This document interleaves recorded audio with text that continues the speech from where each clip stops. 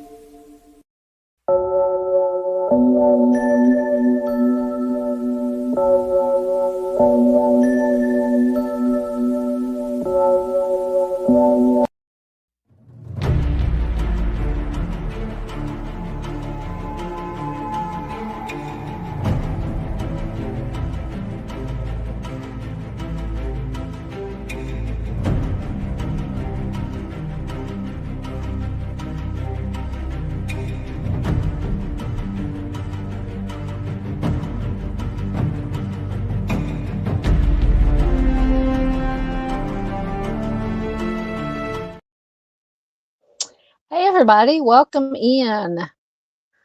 This is our Missing Person Monday live stream. As usual, I'm having technical difficulties, as always. So just bear with me tonight. I don't know if it's something with YouTube going on, or StreamYard, or both, or my farm signal, or all of the above. But we will get through, hopefully. I'm trying to get articles loaded right now, and they're not loading. But anyway, welcome everybody. Like I said, this is our Missing Person Monday live stream. We do this every week. And tonight we're going to be featuring cases from Atlanta, Georgia. So I think I have 7 cases that we will go over. Most of them, or all of them, I believe, are cold cases, which is what we usually... Oh, an article came up, which is what we usually feature here. Is we concentrate on a lot of cold cases, cold case missing persons, cold case unsolved homicides, things of that nature. So, like I said, just bear with me. We will make it through. We always do. But I think a lot of people this weekend were having trouble with live streams going in and out. And when I was watching Trial Junkies United was doing their live stream last night, and they were having problems. And somebody said that it's YouTube apparently has done some kind of update or something, so it's having trouble connecting with whatever platform you use to stream, like StreamYard or OBS or Restream or whatever. But anyway, it's good to see everybody here tonight. And before we get started, I just realized when I was sitting at the car at work today waiting for orders to come in that February 13th, I believe, was the 3-year anniversary for the channel. So we have been here 3 years. Doesn't seem like that long. So I just want to take a minute to thank everybody who has been here from the beginning. People who have joined the community along the way. I appreciate you so very much, more than you'll ever know. I wouldn't be here if it wasn't for you guys. Thanks to everybody who comes to the live streams and watches, who watches the replay of the live streams, who watches the videos that I upload. Thanks to all the subscribers, the members, special shout out to the mods, especially who help keep this channel and this community a safe space for everyone. I always forget to thank the mods, so I just want to do that right off the bat so I won't forget. So hopefully we can keep going on another 3 years or more, sharing as many missing persons and unsolved cold cases and unidentified. We feature a lot of unidentified Jane Does and John Does also. So hopefully we can stick around for a while and share as many as we can. All right, so since my article came up, I'm going to try to get one more time, see if I can get StreamYard to come back up on my computer. It may not. But while we're seeing if it will, I will see who is here. Pardon me, I'm having to read off my phone right now. Miss Farr is oh, hold on, everything just jumped. There's Miss Farr. She says she's a new member. I know she's not a new member. She probably redid her membership, but thank you, Miss Farr. Longtime supporter of the channel. She's always gifted memberships, and ooh, it might actually be coming up. So we just love Miss Farr around here. So we'll get to put a moo cow. Let me find the cow. There we go.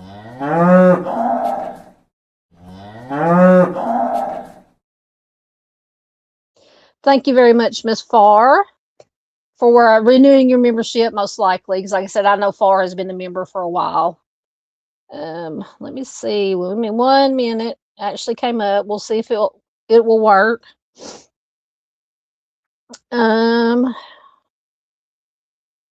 We will see. We will see. It's coming up, but I don't know. All right. Miss Stormy is here. Did it bring up Miss Stormy? Okay. Welcome.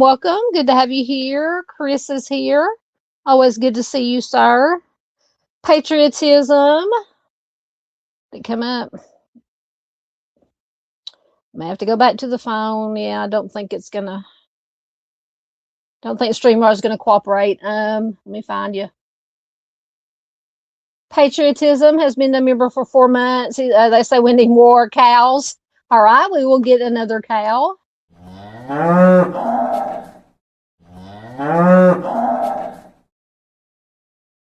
Thank you so much, Patriotism, for being a member, continuing to be a member. Yeah, I'm just going to turn off StreamYard on the computer.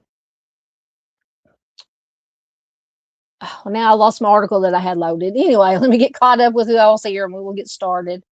Whole bunch of comments popped up. Hold on. Let me get back down to where I was at. There we go.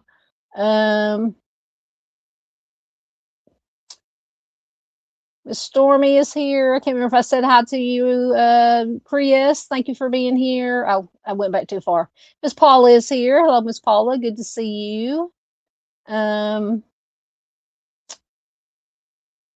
Let's see. Miss Farr says, hey, all just listening. We are glad that you are listening. Let me see. Yeah, Stormy says it's been a while. Yeah. I'm good. I'm glad to see you back. Yeah, Z was having, she and Doc were having issues last night with their live stream. It wasn't their fault. Like I said, I think somebody mentioned in the chat that YouTube had done some kind of update or something. I don't know. All right, let me just close this tab and hopefully the article that I had up will load again. 1 second. I'm just hoping anything will load tonight, or we might just be sitting here discussing whatever. Right,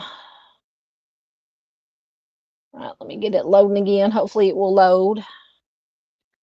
Let's see who else is here. There's Mustang. Hello, my friend. How are you doing?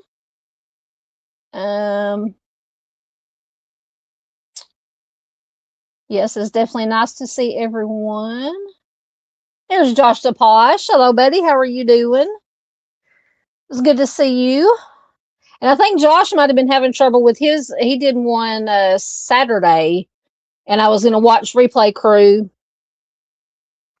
and I think he was having issues with his. So hopefully, hopefully YouTube and or StreamYard will get everything worked out, and we can get back to normal, or what's normal on here on YouTube at least. Let me see. Thank you, Mustang, for getting in links.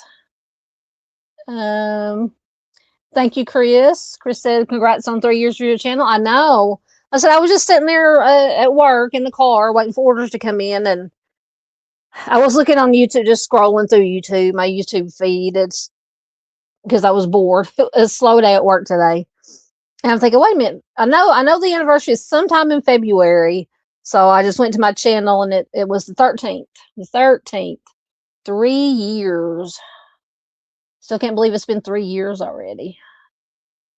Thank you very much. For anybody who doesn't know where lavender grows, it's Josh's channel, so please do check it out. Stormy says, yay for the moo cows. Oh, goodness. Yes, everybody loves the moo cows. There he is. I knew he was there somewhere. My brother's here. Our honorary troll is here. Of course, he's telling me that I'm old. That's what he told me earlier. He called earlier, talked to me and Mom for a little bit, and he asked if I was doing a stream tonight. I'm like, well, yeah. So, and he is home alone, unsupervised, so we might have to do a welfare check on him. We might have to send Mr. Steve out to do a drive-by to make sure he's behaving himself, since he is home alone at the moment. But it's always good to have you here. Thank you so much for your support. Also, yeah, he loves to tell me he's old, but he's not that far behind me. He is not that far behind me. He's only 3.5 years behind. So I always tell him, you'll be there one of these days. You'll be there. Oh, goodness. Let's see. Yeah, Mustang says, yeah, she's putting in links. If she missed anybody's links, just let her know. Josh says, my desktop tanked on my live Saturday, got frustrated, and spent way too much on a new gaming computer that arrives tomorrow. Oh, so you're going to turn your channel into a gaming channel? I'm kidding. I'm kidding.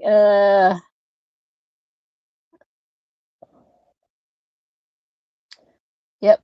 Stormy says, thank you to the mods who were welcoming. Absolutely. Yep. He warned me. He did warn me that he was going to be here. Both. Josh says an honorary troll or an ornery troll. He is both. He is both. So yeah, he agrees. He's both. Hey Mark, good to see you. Welcome.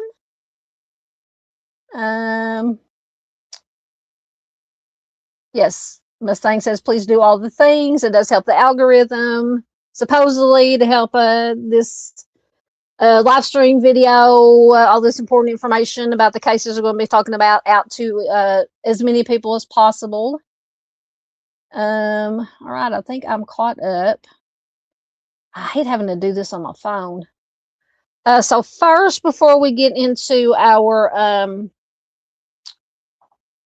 Atlanta cases, I do have, I'll have to find the, hope I remember to load it. There it is. I do have a missing person that I wanted to share from here in Arkansas.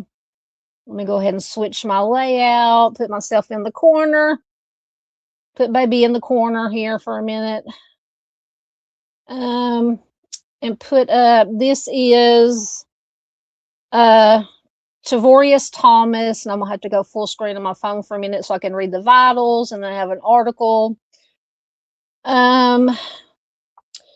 So this is Tavorius Thomas. He has been missing since September 6, 2025 from the Rose Hill area of North Little Rock here in Arkansas.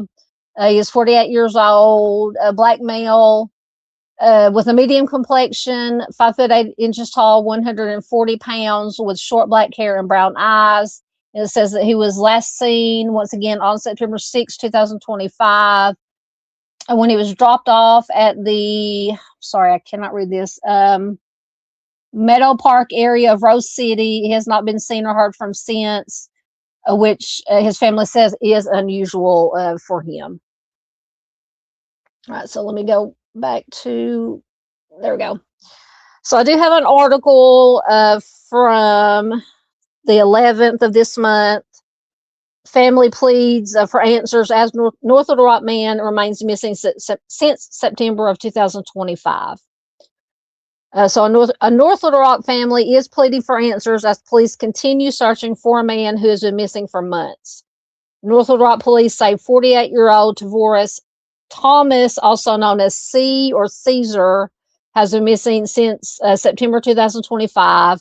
Investigators say that Thomas was last seen on September 6th in the Rose City area, and he was known to spend time in several homeless camps in the area.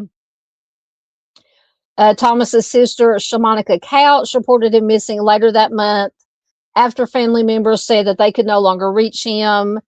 Was again something she says was very unusual for him. Couch said concern grew when Thomas did not contact family around his birthday in early October, prompting her to begin searching areas where he was known to stay and asking people if they had seen him. So for Couch, of course, this case is deeply personal. She says of her brother, "I feel like I lost my protector." So Couch said despite rumors or assumptions, her brother was and is loved, and he does have family support.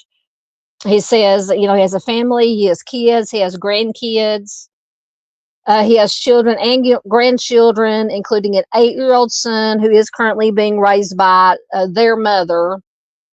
Couch said that she said the uncertainty surrounding her brother's disappearance has been especially difficult for the family, particularly for his youngest child. She said, quote, "His 8-year-old son lost his mom, and I'm hoping that he hasn't lost his dad too," end quote. So Couch said not knowing what happened has taken an emotional toll on the family. She said, quote, "It's terrible. It's a bad feeling. It's hard for me to keep from crying right now," end quote. So police say that they have been actively searching for Tavoris, but have not been able to locate him. Investigators are asking anyone with information about his whereabouts to come forward. Couch says that she believes that someone may know something that could help bring her family some answers. So absolutely, we always say, if you know something, say something. If you see something, say something. If you hear something, say something. She says, quote, I wish someone knows something," end quote. So anyone with information is asked to contact the North Little Rock PD tip line at 501-680-8439, and callers can remain anonymous. So once again, I just wanted to share that quickly, and I will probably clip this little part down after the live stream and upload it as an individual video. That way it doesn't get lost within the live stream, and hopefully more people will see it that way. Absolutely. And I will upload this missing persons poster to my community tab and to my Facebook page. So yeah, hopefully we can get some, or the family can get some answers. Absolutely. Oh, I forgot to mark where I left off in the comments.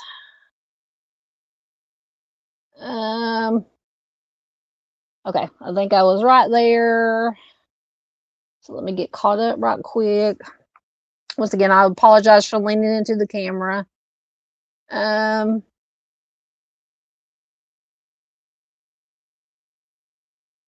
Mark says, "Glad to make a live stream. We are glad you're here." Josh gifted one Southern Gal True Crime membership. Thank you so much, my friend. That is so kind. So we get to put another. Let me find the cow. I keep losing the cow. The cow's running away.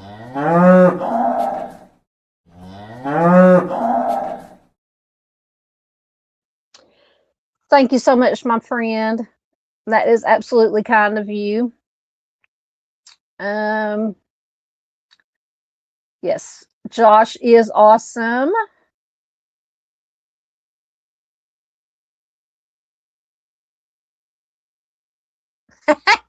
This is true. Us girls have to stick together. Echo says Mrs. Echoes is out of town, so I can extra troll. Most of the time, Dawn has Mrs. Echoes beat me about the head and shoulders if I get too mean. That is true. That is true. I tell you, us ladies got to stick together. Oh goodness. Yeah, Mustang says it's party time for Echoes. Yeah, I'm telling you, we're gonna have to send we had to send up to Mr. Steve Signal to send him see how fast he can get from Florida to Minnesota to keep Echoes in line since he is unsupervised. We are glad that you were. Stormy said she's usually tired by this time and has her phone put away, but I was determined to make it tonight. We are glad you were here, and it's okay if you fall asleep. I do it a lot when I watch Alan LaProud, Dave's live streams. Of course, he doesn't go on till like midnight 30 Central Time. So I think I made it through about half of his Saturday night before I fell asleep. So I'm going to have to go back in and watch the rest of it on replay. So I totally understand. What they held it. Which one? Josh says, I like how Echo's post was automatically held for review. I wonder why they held it. YouTube is weird. YouTube is weird.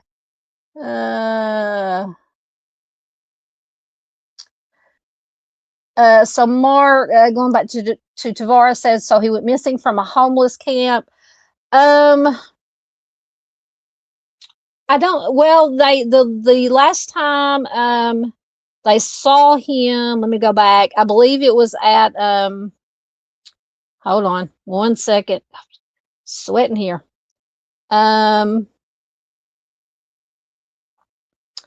know it said. I believe he went missing from or his last seen. Where was it, on the article or was it on the?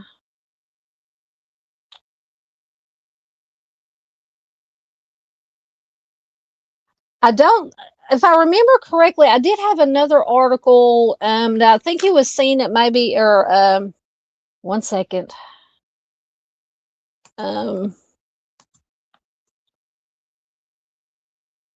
Okay, this is the original article I had.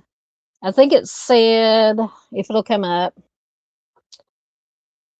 it may take 1 second. I don't think he was last seen at a homeless camp. He was just known to frequent homeless camps.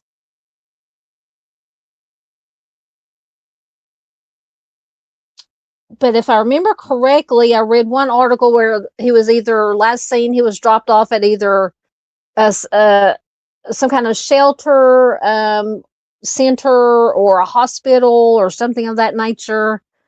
Of course, the article that I want won't come up.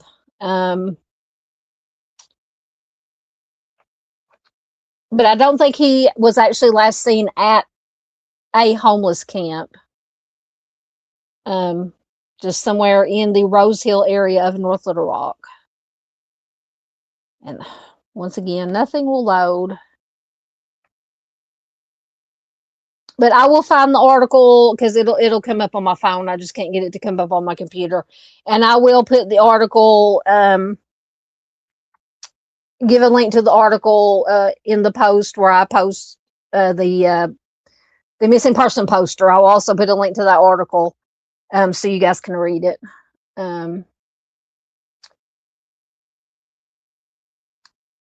Let's see. Patriotism is not late. You're fine.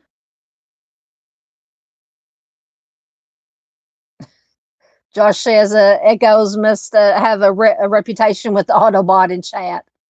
Yeah, he is our honorary troll. I think the Autobot has got him figured out. Let's see. Yeah, he says, I mean, I am a troll, but you're one of the good ones. So you're one of the good ones. There's Junior Johnson. We were worried about you, Junior. We hadn't seen you in a while. How are you doing, my friend? I hope you're doing well. I'm going to turn my camera off while I'm reading his comments. It is good to see you, Junior. He is in Michigan. I know he's been busy with some things, so it is good to see Junior back. We missed you, Junior.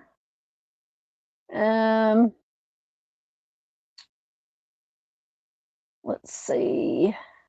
Hey, Nicole. Oh, goodness gracious. What did I do? Hey, Nicole. Good to see you, ma'am. Welcome, welcome. There's Miss Peggy. Good to see you, Miss Peggy. Yeah, Echo says the Midwest is representing.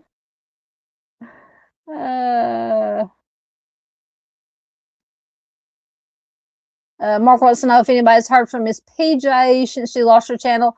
She's got a new channel. It's called Freedom Fighter GG. I'm sure Mustang or somebody can throw in the link. Or I think she still has it. And I've seen her on Facebook. I don't know when the last time she was doing a lot of live streams. But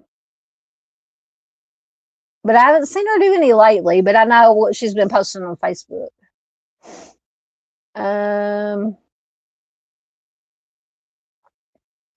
Yeah, I believe it's Freedom Fighter GG.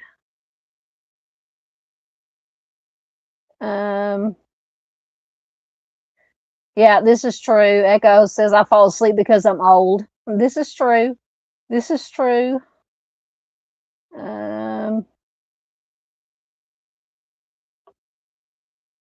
Josh says no one better fall asleep when they're watching him on his channel. Yeah, but you go on at a decent folks hour. You know, Dave, he goes on, you know, in the middle of the night.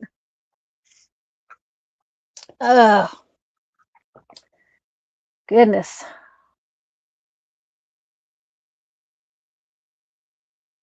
Yeah. Yes, that is true. Josh says, to be fair, Al's lives are late at night. Yes, they are. Yes, they are. As Ginger said, when decent folk would already be in bed.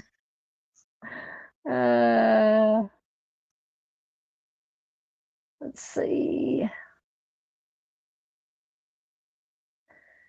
Junior says, I missed you too. I've been busy working on a house I bought and kind of burnt out on YouTube. Well, congratulations on the house. Is it in Michigan, I'm assuming? Because I know Junior used to split his time between Kentucky and Michigan. And yes, I understand about getting burnt out on YouTube, most definitely. Okay, I think I am caught up. Mustang says she's about there too. Oh, there's Boston Christian. Hello, friend. Welcome, welcome. Good to have you here as always. All right, so I'm going to mark there and we will get started. Oh, let me take, once again, I hate having to do stuff from my phone. Give me 1 second. Don't know what I'm doing, going the wrong way. There we go. All right, so put my slideshow up.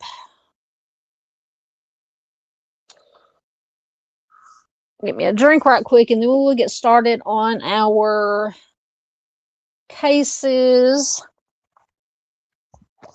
Like I said, I believe I have 7 cases to go over tonight. The first one, let me go back to comments. is Gloria Jean Baird. She's been missing since December 31st, 1969. So this may be the oldest one that we have tonight. From Atlanta, she is classified as endangered missing. She is a white female. Oh, got to get me some stronger glasses. She was 23 years old at the time she went missing. She'll be 79 years old as of 2026. At the time she went missing, she was 5'4" tall and 106 pounds, with light brown hair and blue eyes. She does have a scar under the right side of her chin. So Gloria, there's not a whole lot of information. She was last seen in Atlanta on December 13th. Is that what it said at the top? Yeah. Well, the top says the missing since the 31st, and then the details say December 13th of 1969. She was on leave from the Army at the time. She had left a party with 3 men. After that, she was never seen or heard from again. Her Volkswagen Beetle was found abandoned alongside a Georgia road. There's no sign of her, and no one reported seeing her walking in the area. So the Army subsequently listed her AWOL, absent without leave. She left behind a 2-year-old daughter, and her case remains unsolved. So if you do have any information, you can call the FBI Atlanta office at 404-679-6392. And let me see what I was able to find. I did find, once again, if it'll load. This is from a website I use some. It's called Whereabouts Still Unknown. It's kind of like a little blog thing that whoever does it. But it does have a little bit more detail, a little bit more, can't talk as usual, a little bit more detail. And this was posted in March of 2013. So once again, Gloria was last seen in Atlanta in December of 1969. She attended Glenn Academy in Brunswick, Georgia, and she was reported to have dated Navy men while in high school. Just after completing high school, she got married. She gave birth to a daughter. In the fall of 1967, when her daughter was still an infant, Gloria left the baby with her husband and traveled to New Orleans, Louisiana. So she sent her husband a letter while she was there requesting a divorce in January of 1968.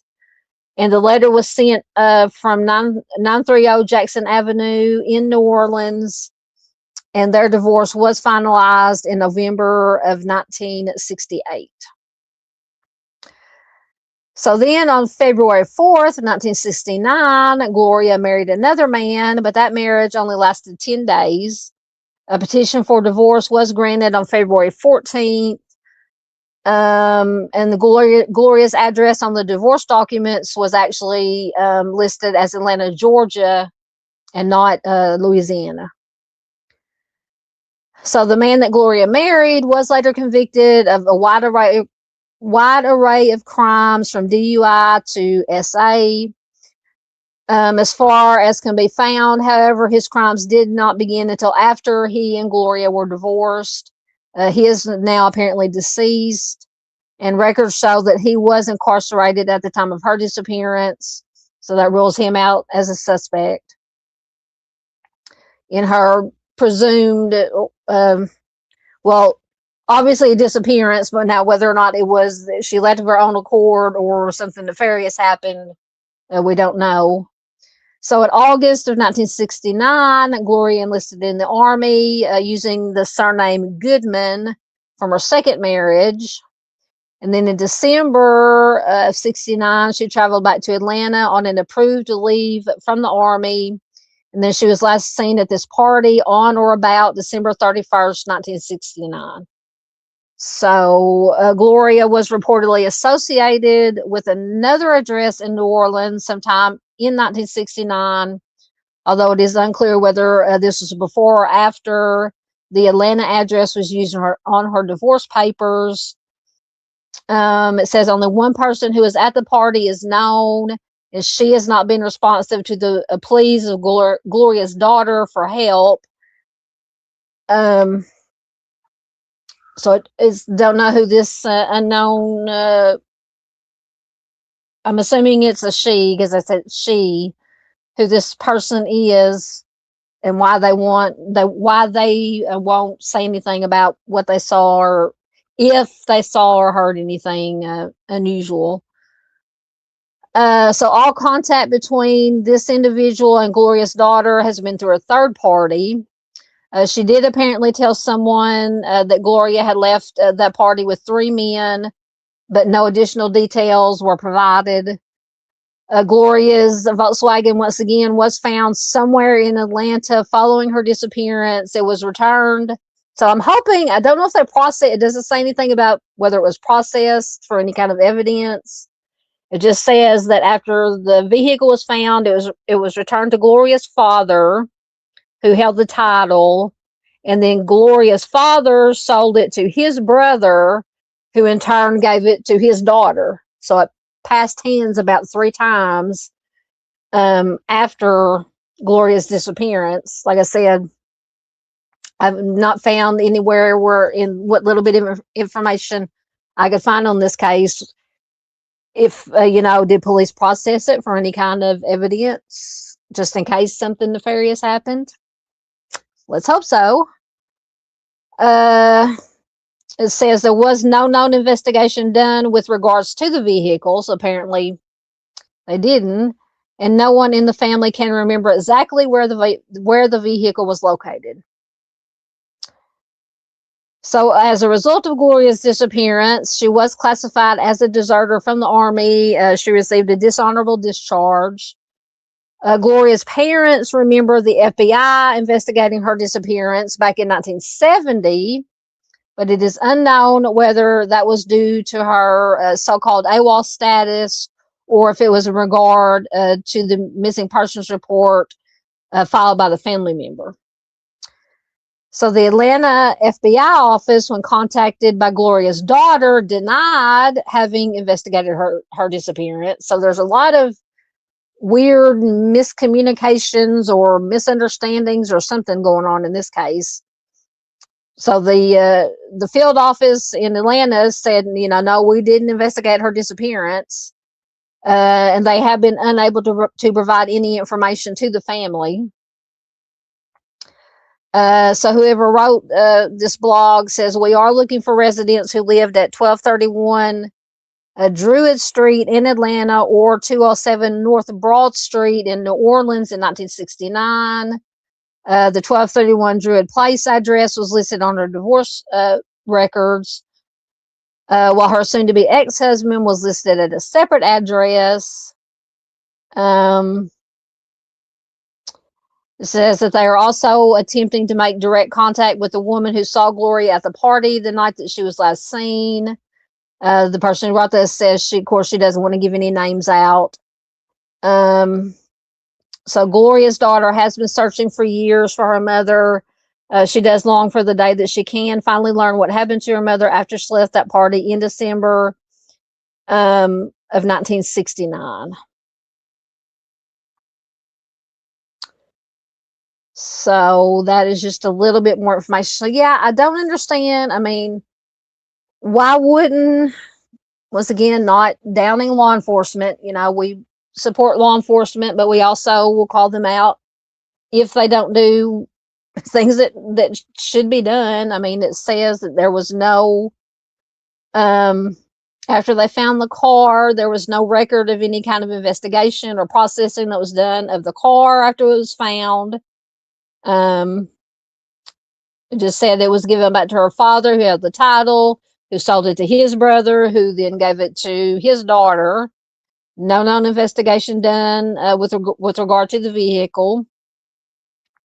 And then when Gloria's daughter contacted the Atlanta office of the FBI, they said they denied having investigated Gloria's disappearance.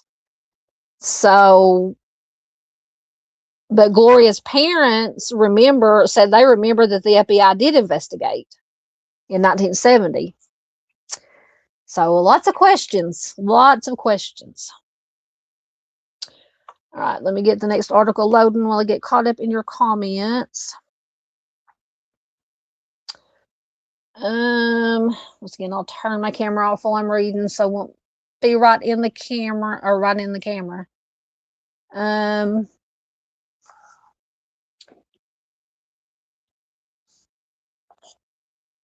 Let's see. Junior says, talking about his house. Yes, it's in Michigan near me. I will rent it. Oh, so you're fixing up a rental? Excellent. Excellent. Yeah, we were, your ears must have been burning. We've been talking about you. We were asking about you last live stream that I did here, and I think on Dave's live stream Saturday, we were asking, we were wondering about you. And Boston says, yes, congrats on the new house.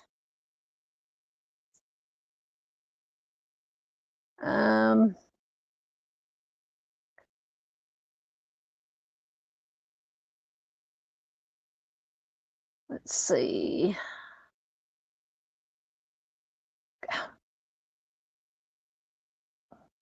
Paula wants to know any suspects. Not publicly named, but I would want to know definitely who these 3 men were that she supposedly left this party with. I'm assuming that the law enforcement tried to find out who they were, but then again, who knows, since they didn't apparently process the car for any kind of evidence or potential evidence. So I don't know. I mean,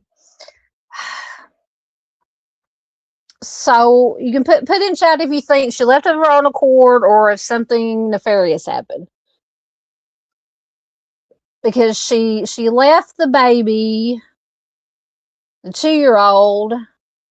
Did it say who she left the 2-year-old with? Let me go back. I was with the first husband, maybe. And went to New Orleans. And then after she got to New Orleans, she sent a letter to her husband requesting a divorce. Nope, it was in the other, let me find the other article. So she left the baby with her husband, went to New Orleans, then that's when she sent the letter requesting the divorce in January of 1968. She got married to this other man that lasted only 10 days. Because normally I would say, and normally it is the case that a mama, a parent would not leave their child, but I don't know, something about this case. Because did she have plans to come back and get the baby? And just something happened, at this party, and or was she not going to come back and get the baby? Not in any way, blaming Gloria for anything.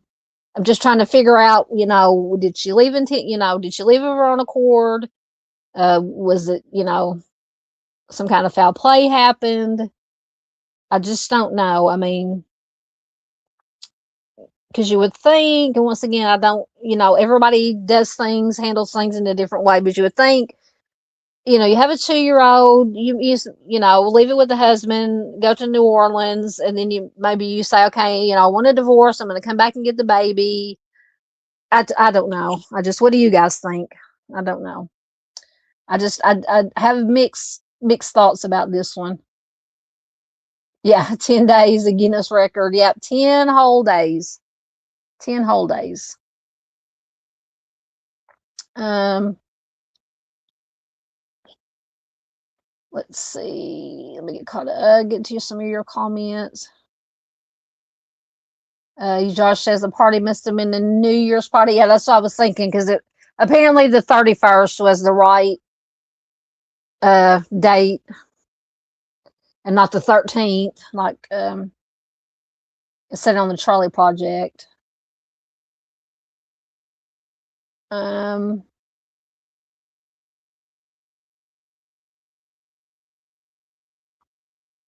Josh says, in an unknown situation like this and no real investigation, why a dishonorable discharge? Absolutely. That's a shame. If something else happened to her, though, AWOL would be better than unalived. This is true. See, I have mixed feelings. I don't know. This one could be that she just left of her own accord, but then again, I don't know with the, and I don't know if this one woman who she just said that she saw her leaving, saw Gloria leaving with these three men from this party.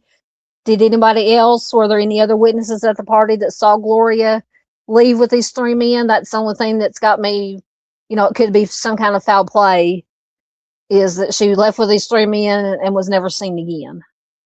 So,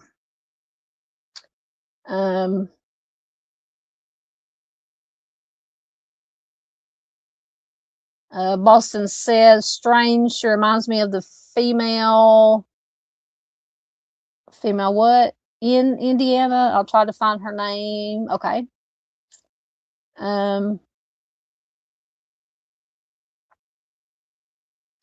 She does kind of look like Jody Huisentruit. Mark says that she kind of looks like the TV reporter who disappeared. Jody Huisentruit. Yep, we've talked about Jody several times on here. She does kind of look like her, actually.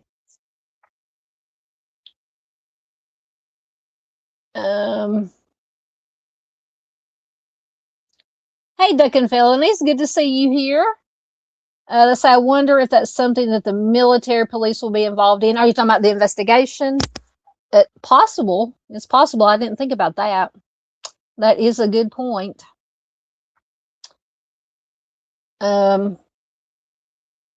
Since she did disappear, well, I don't know if they, well, I don't know, because I'm assuming they listed her as AWOL, after she disappeared.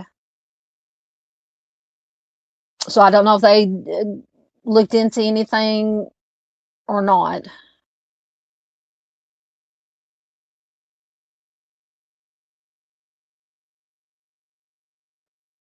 Boston says, does anyone remember the female Air Force student? I think she was Navy or Army, but classes in Indiana.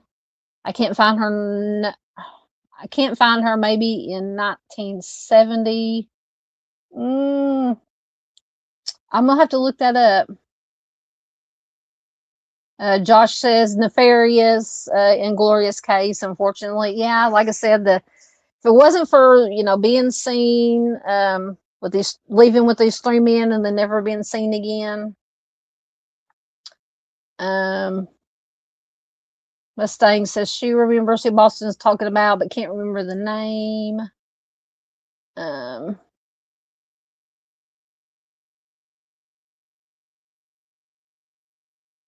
Yeah, Miranda mentioned that. Junior says Miranda got a hold of me. We have been talking about going to the Dale Warner trial. It's about four blocks from me. I'm not sure if you remember that. Yes, I remember the D Warner case. Yep, I did. We did talked about that one several times also, because I covered her or shared her when she first went missing, and then when they started investigating, and then arrested the husband. I definitely remember it. Yep, Josh says the three men she was reportedly last seen with will be key. Absolutely. Duckin says the marriage makes her seem impulsive. Perhaps she left voluntarily. I'm not sure either. Yeah, see, yeah. And it didn't say how long after. Let me go back. So the divorce was finalized in November of 1968. And then by February 4th of 1969 is when she married this other man. So pretty quick after the divorce was finalized. About 3 or 4 months. It lasted 10 days. So yeah, very impulsive. But it could be also like Trial Junkies United, Ms. Z says, sometimes can people can at first go missing of their own accord, but then something happens nefarious after that, or they find themselves in a situation that they can't control or can't get out of. So it does turn nefarious. So it could be a combination of both. Miss Peggy says nefarious. Okay, Mustang found the name Sergeant Sarah Roke. That name sounds familiar. I will have to look it up. Josh says, I wonder if she had a disciplinary record in the Army. That is a good question. That is a good question. Yep. Did she have any previous AWOL charges? There's JP. There's our friend JP. Hey, friend, how are you doing? It's good to see you. We haven't seen you in a while. It's good to have you back. Welcome, welcome. Sorry for my hand in the camera here.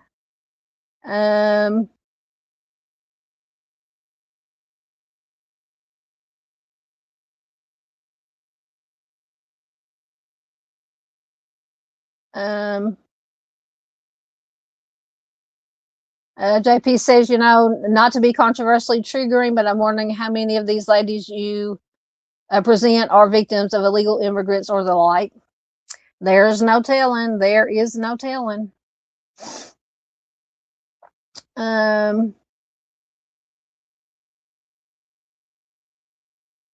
Yep, Josh says, I wonder what assignment she had in the Army.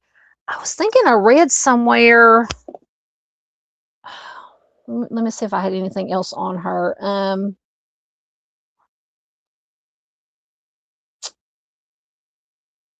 I can't remember if it was her or another one, something about some kind of clerical work. It might not have been Gloria. I don't know. It might have been another one. But I don't know. I'm not positive. I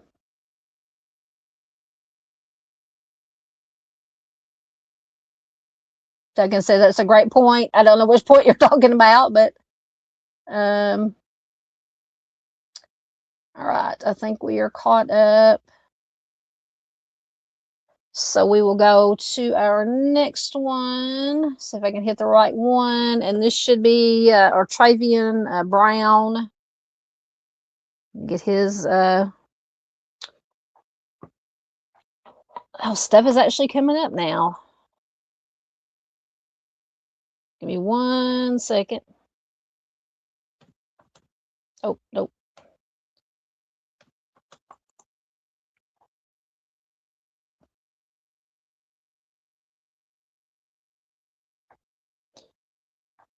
Right, so this is Artreveon Brown. He has been missing since October 4th, 2017 from Atlanta. He is classified as an endangered runaway. He is a black male.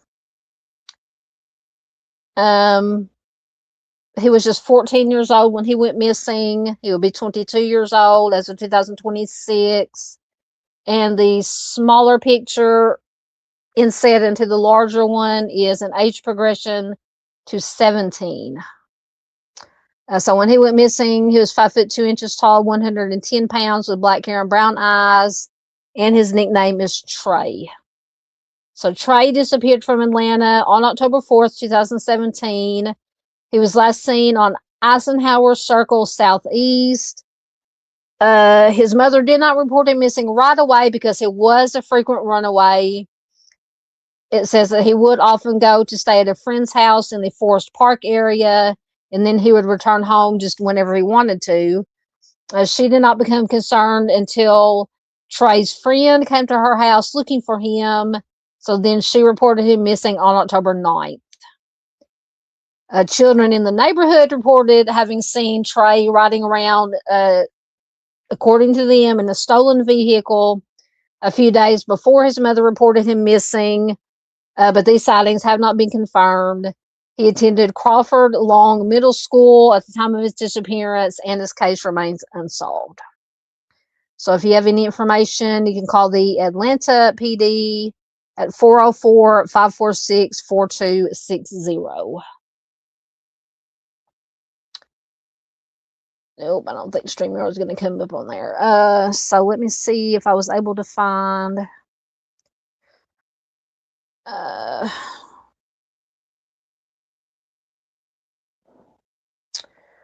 So this article, it's an interview with his mother or statements from his mother. It is from, telling you guys, I cannot see. February of 2018. So police are searching for a 14-year-old boy who has been missing for more than 4 months. On Monday, October 9th, the mother of Artreveon Brown reported him missing to Atlanta police. She said that he had been missing since October 4th, but said that he was a frequent runaway. She also said that he was often at his friend's house whenever he disappeared from home, and then he would return home basically whenever he wanted to. So his mother stated that she became worried about her son's disappearance after a friend of his came to her home searching for him. She also told the police that some children from the neighborhood allegedly saw him riding around in the stolen vehicle a few days prior to her reporting him missing. Mrs. Brown also stated that she had called the juvenile facilities in the surrounding area. He was not at any of those juvenile facilities. Once again, he's known as Trey, 5'2" tall, 110 pounds, with black hair and dark brown eyes. Last seen on Eisenhower Circle in Southeast Atlanta. And once again, anyone with information, contact the Atlanta PD. So not a whole lot of information. So this could be just a runaway, but you never know. Like I said, sometimes they do run away and then something happens that is nefarious that they have no control over. So it's just a scary situation all the way around.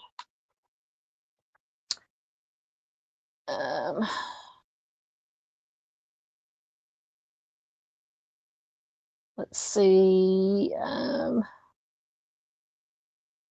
Get caught up again.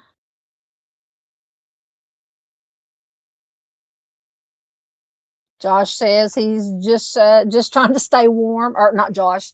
JP, John Paul says he's just trying to stay warm. I hope you're staying warm. Josh says he has to hit the hay. Good night, everyone. Thank you, Josh, for being here. We will look forward to your next live stream, sir. Mustang says maybe Carol Jenkins, the one from Indiana. I'm going to have to look that up. Y'all got me thinking.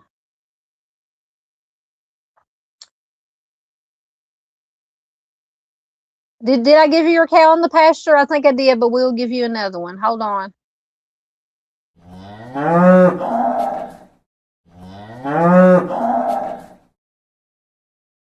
There we go. Just for good measure, just in case. Let me see.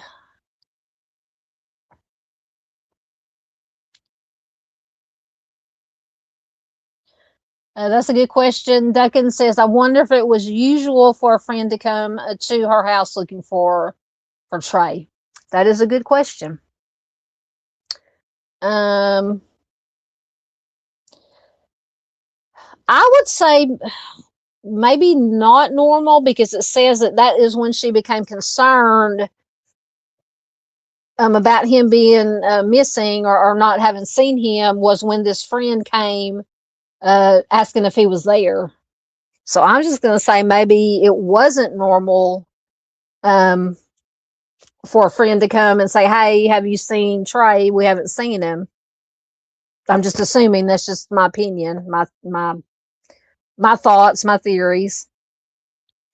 That is an excellent question. Paula says too young. You're talking about Trey?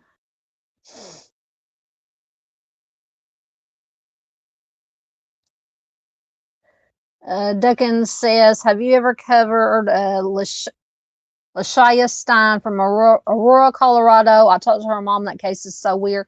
No, I haven't, but I will. once again,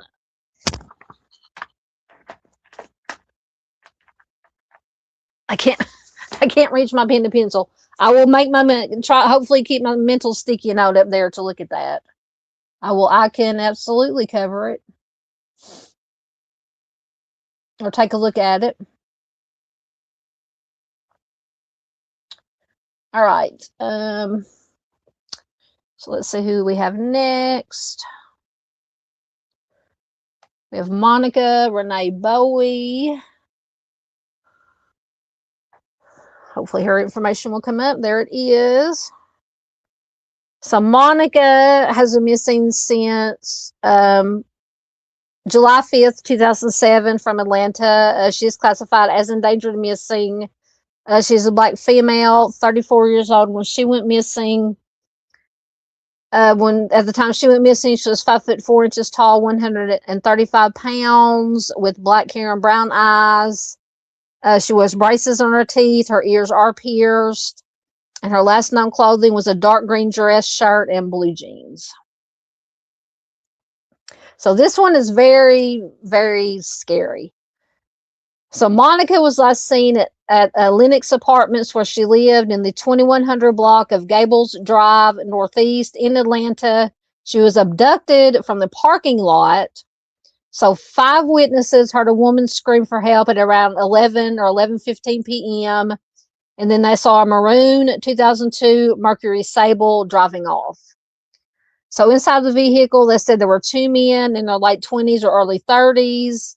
One of the men was described as being heavyset with a beard. One of the witnesses memorized the car's license plate number. They called 911. So police found items in the parking lot, including a woman's green jacket, jewelry, a manila folder, a broken perfume bottle, a container of chicken wings, eyeglasses, and 2 broken fingernails just scattered around in the parking lot. So apparently, unfortunately, it sounded like there was a struggle. So the car that was seen leaving the scene was located the next day, abandoned and burned, which is also obviously not good.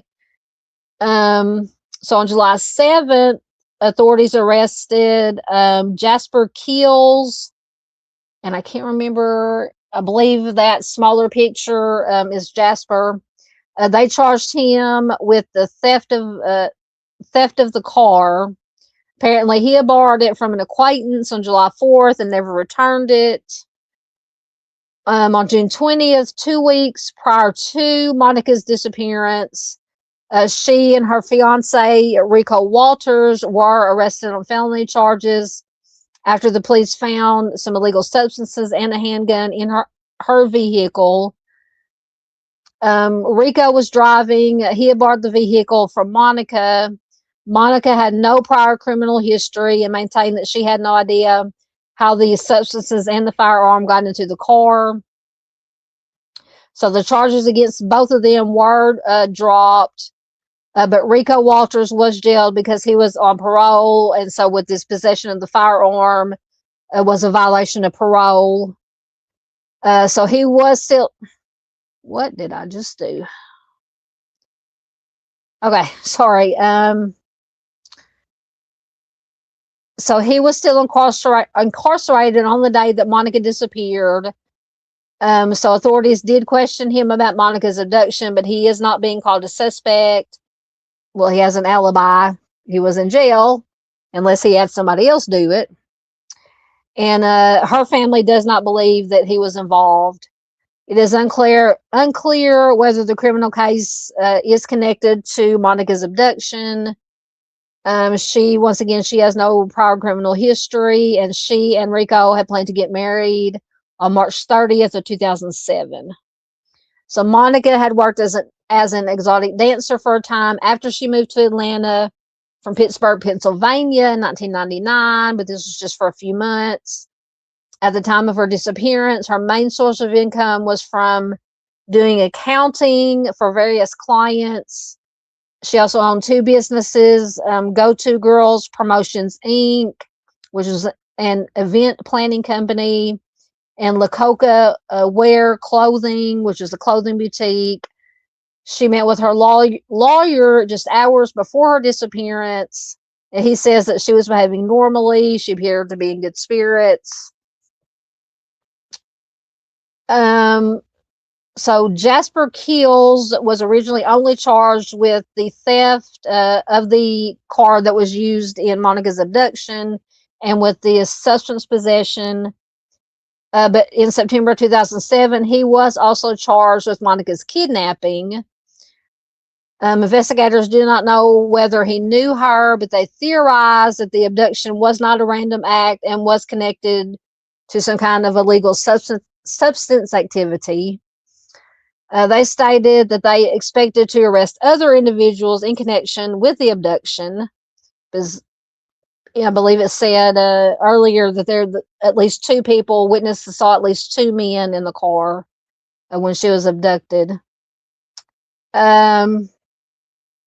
Monica's body has not been located. No one's been charged with her presumed possible death.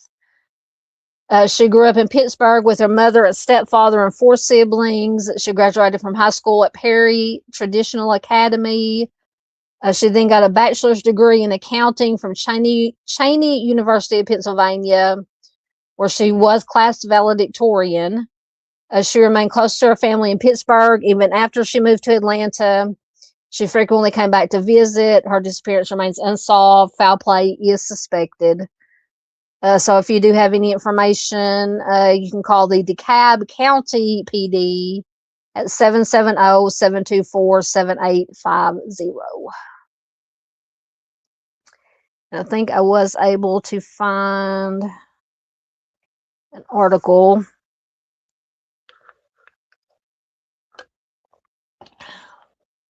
Once again, if it will load. Oh, it did. All right, so this article is from November of 2013. I don't know if it has any additional information. So Monica, once again, was kidnapped from her parking deck at approximately 11:15 p.m. at the Berkshire at Lenox Apartments at 2124 Gables Drive, which is in Northeast Atlanta. Once again, this maroon 2002 Mercury Sable was seen leaving the scene. It was later found in Atlanta, abandoned and burned. Police said they saw signs of a struggle in the parking lot with pieces of her fingernails and her hair. The neighbors said they heard her screaming for help. The police did arrest a male suspect. He was never charged in her case. That was Jasper Kills. It says that Monica had big plans, dreams, and talents, but may have gotten mixed up with the wrong crowd. She was a graduate of Cheney University in Pennsylvania. She moved to Atlanta after college to start her own event planning company and an accounting business. One of Monica's friends, Danielle, said, I always saw her as a big, bright star. But soon, wanting money from her business, Monica turned to exotic dancing at a club where she rubbed shoulders with Atlanta's movers and shakers. Later, after moving to the upscale Buckhead neighborhood, she also became engaged to a man who had a history of substance arrest. Monica's mother, Linda, said, quote, I thought he was a little too young, a little too immature, and a little too into the street life for her. She was not a street life girl. So once again, the fiance was in jail at the time of her kidnapping. Police did question an associate of Monica's fiance who was seen walking around her apartment complex. Police pulled the man over and discovered a paper bag filled with a large quantity of cash. Unknown if it's related to Monica's abduction. So Monica's attorney, Gerald Griggs, says, quote, the fact that he was in that area with that money and Miss Bowie was missing, I think it's curious, very curious. So Howard also went to the jail to speak to Monica's fiance.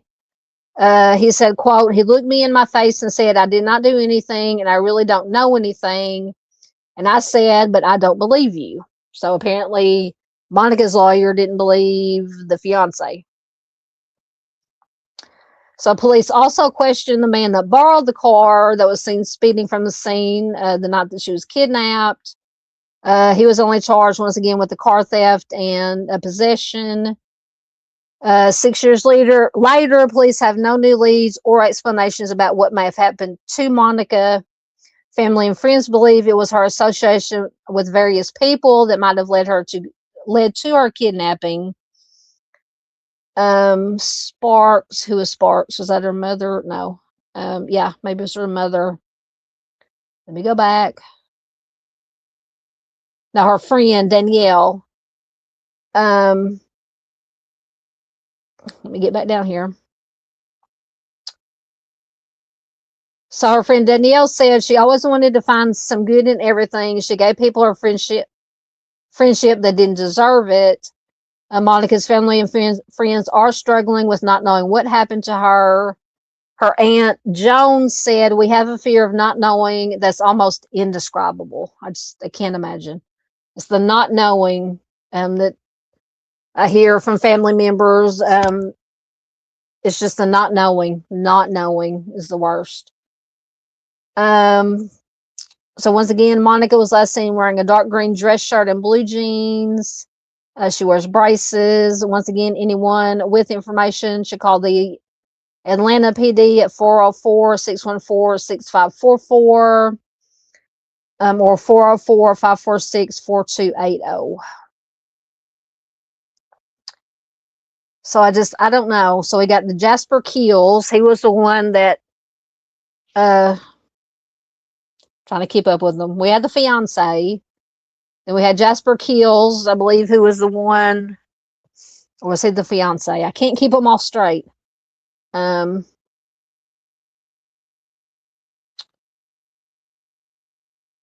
to find it. No, the fiance was in. I might have to go back to the Charley Project information.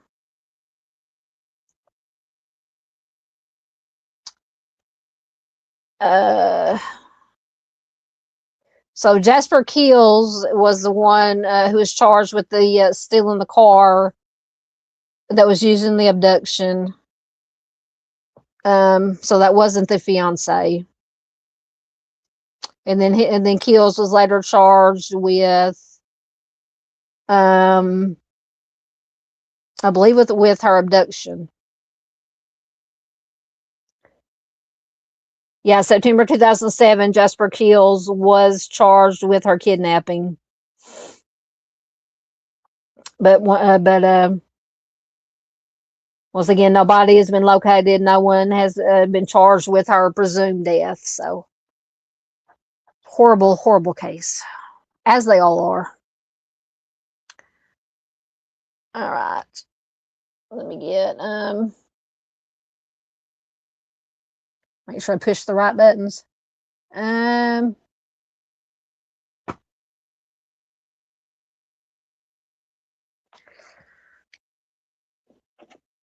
me see here. Y'all still trying to figure out the Indiana?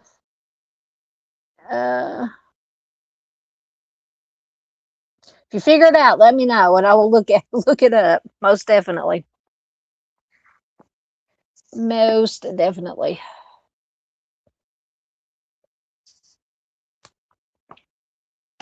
All right. Next, we have Desmond Santonio Dix. Make sure I got the right slide up. Okay, so this is Desmond Dix. He was last seen on January 30th, 1996 in Atlanta. This is another strange, horrifying one. This is a non-family abduction. He's a black male. He was just 16 years old. He'd be 46 years old as of 2026. At the time he went missing, he was 5'6" tall, 135 pounds, with brown hair. It says his left eye is brown and his right eye is gray, so very distinct. So he was actually On January 30th, 1996, he was abducted at gunpoint by unknown individuals. Excuse me, he has never been seen or heard from again after that. Few details are available in his case. So if you do have any information, call the Atlanta PD at 404-546-5699. And I was not able to find a lot, but I was able to find a little bit more detail about this abduction at gunpoint on a web sleuth. Let me find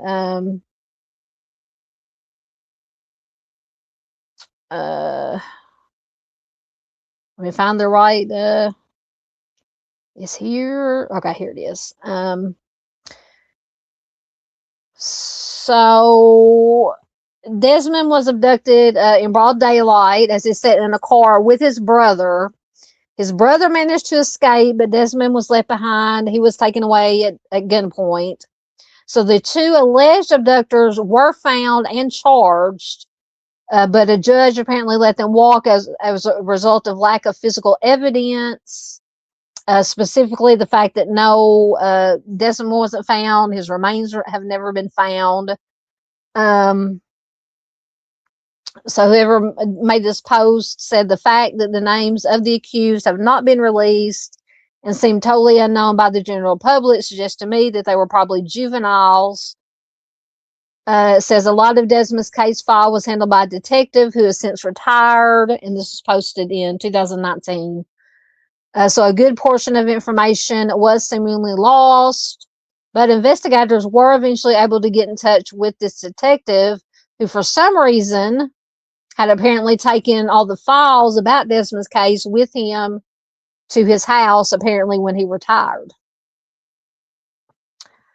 So it says a skull with the GSW and assorted bones, including a hip bone, were found in 2009 in a wooded area not far from where Desmond was abducted. It says that victim had been deceased for years. Investigators were almost certain that the remains were Desmond's, but then he was ruled out by dental records. And the remains that were found were later identified through DNA as belonging to Alan Watson, who was 15. He had been missing from Decatur, Georgia since 2001.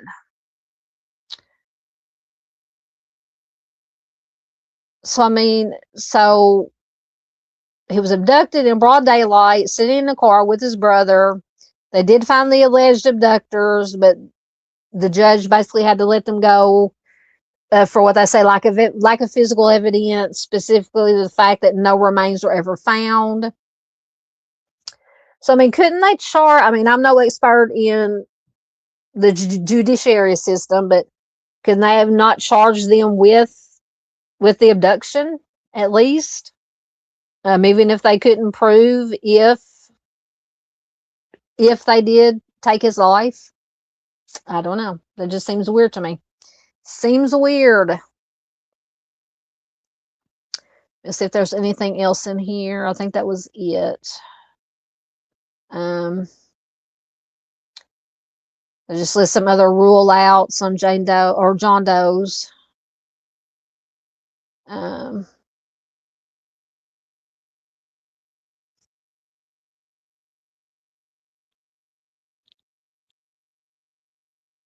So in October of 2001 or 2021, somebody posted from an article in 1994, Desmond's brother, Savin, was convicted of aggravated assault with an intent to rob, and aggravated battery.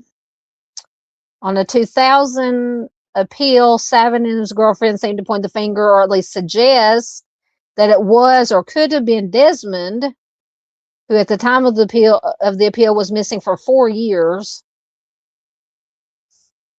They said they suggested it could have been Desmond because they look a lot alike.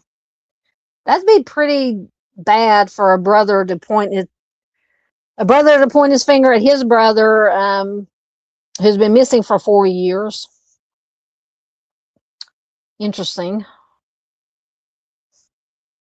Right, I think that is all I had on him.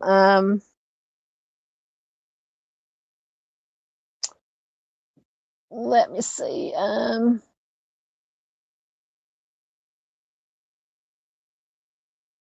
Colette McDonald. That name sounds familiar. All right. So next, should I have the right one we have? I'm hoping I'm pronouncing her name reasonably correctly. Dymashal Cullins. She's been missing since August 28th, 2003 from Atlanta. She is a black female. She was 32 years old at the time that she went missing. She'll be 54 years old as of 2026. At the time she went missing, she was 5'6" tall, 125 pounds, with black hair and brown eyes.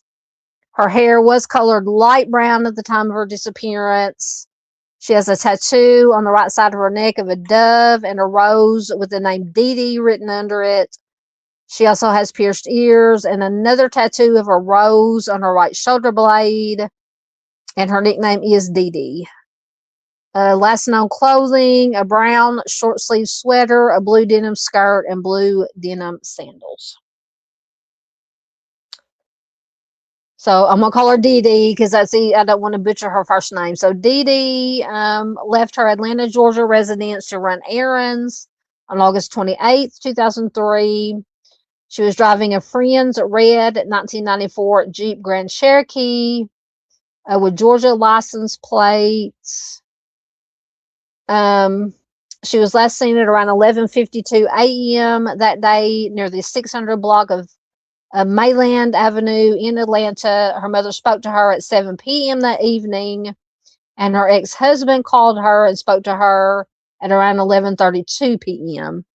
So he said that she told him that she had just dropped a friend off and that she would be home shortly. So after those calls, she has never been seen or heard from again. And since her last conversation with her husband, her phone was turned off.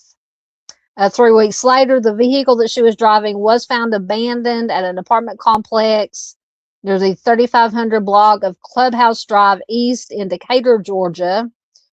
It said there was red dirt on the driver's side of the car, and her purse and a bloodstained blanket were found inside.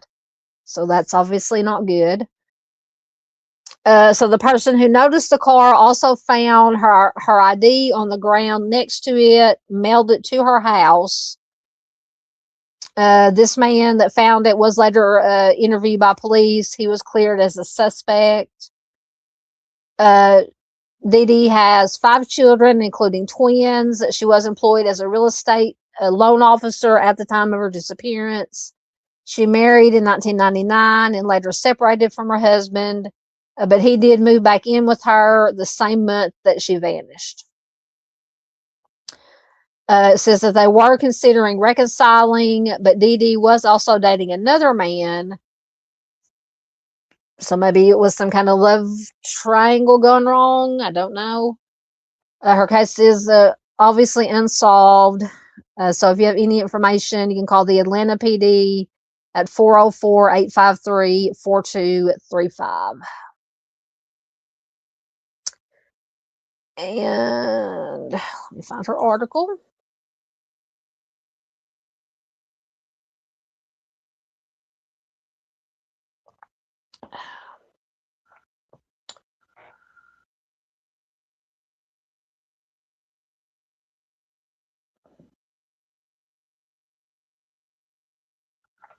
So y'all got me wondering about this person that you're trying to think of here.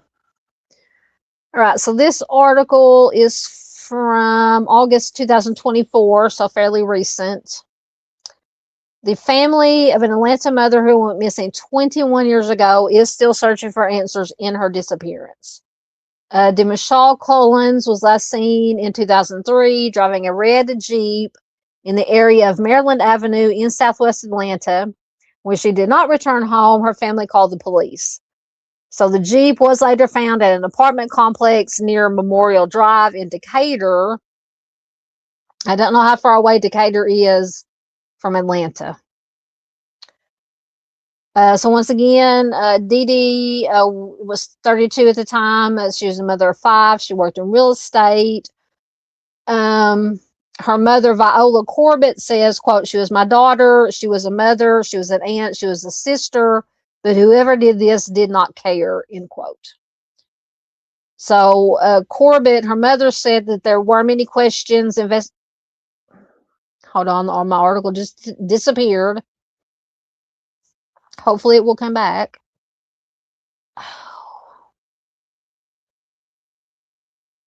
I have to close it out and reload it. 1 second.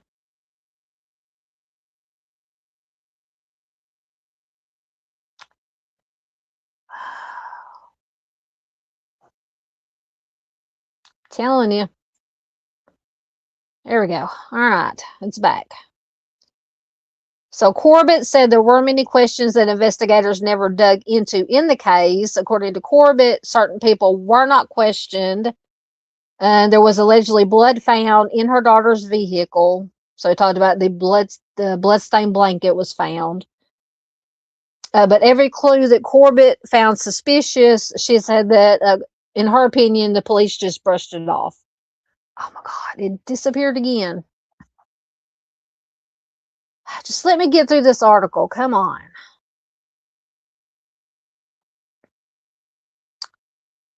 Telling you, dumpster fire.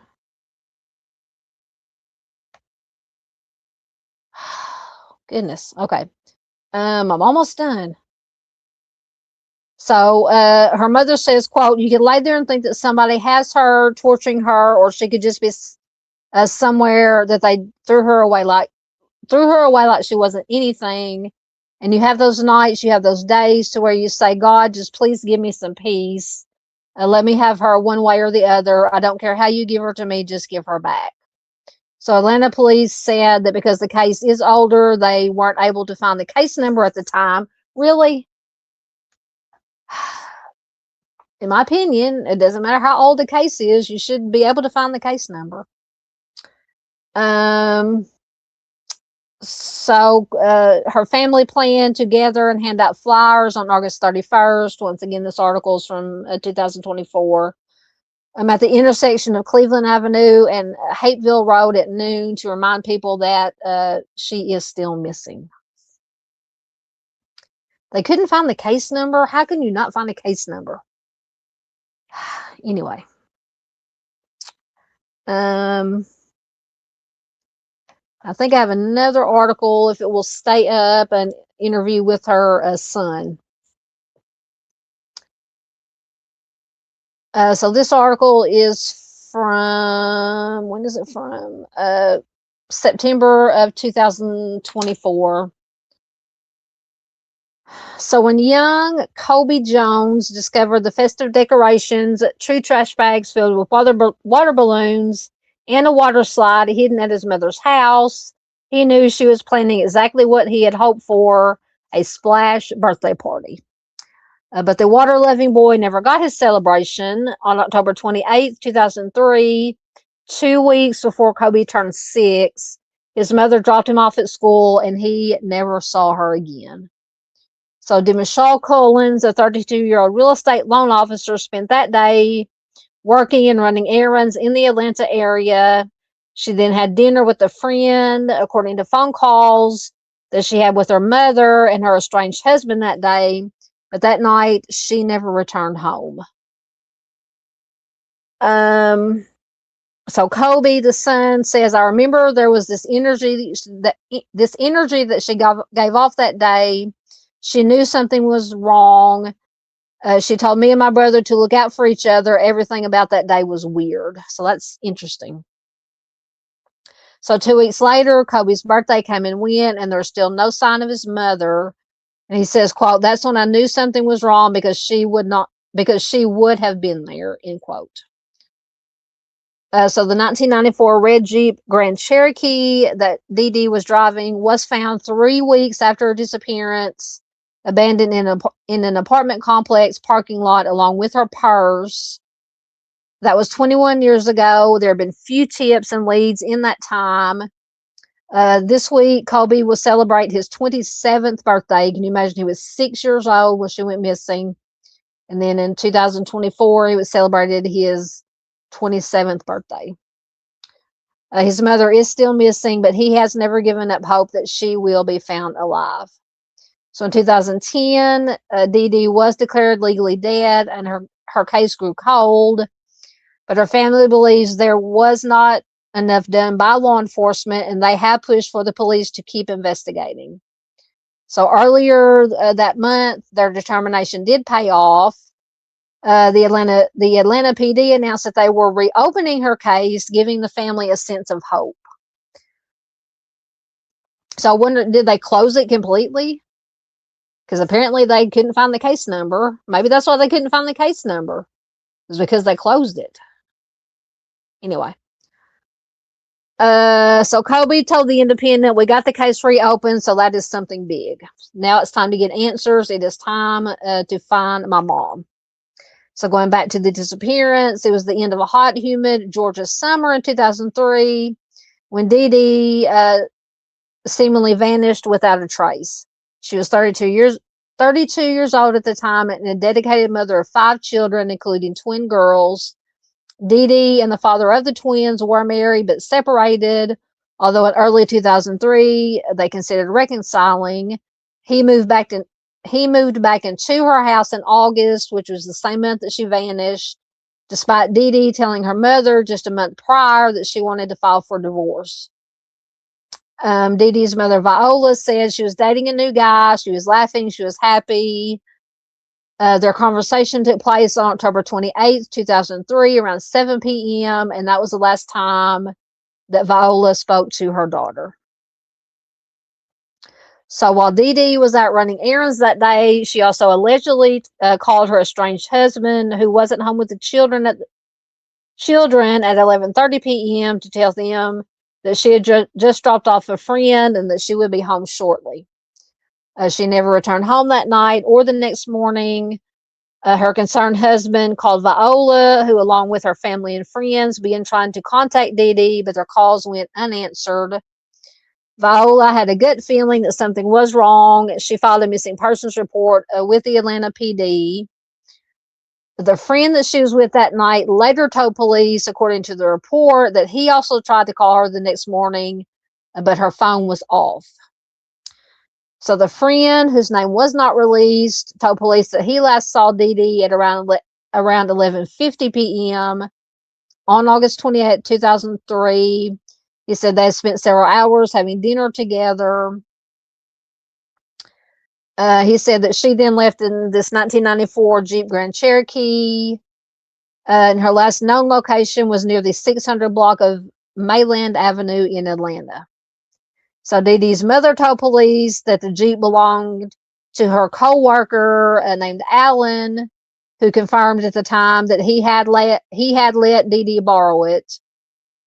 He said she needed a vehicle and I had to. These are things that you do for friends where I come from, end quote. So 3 weeks after Dee Dee was last seen was when Viola received her daughter's driver's license in the mail, and she alerted the detective on the case.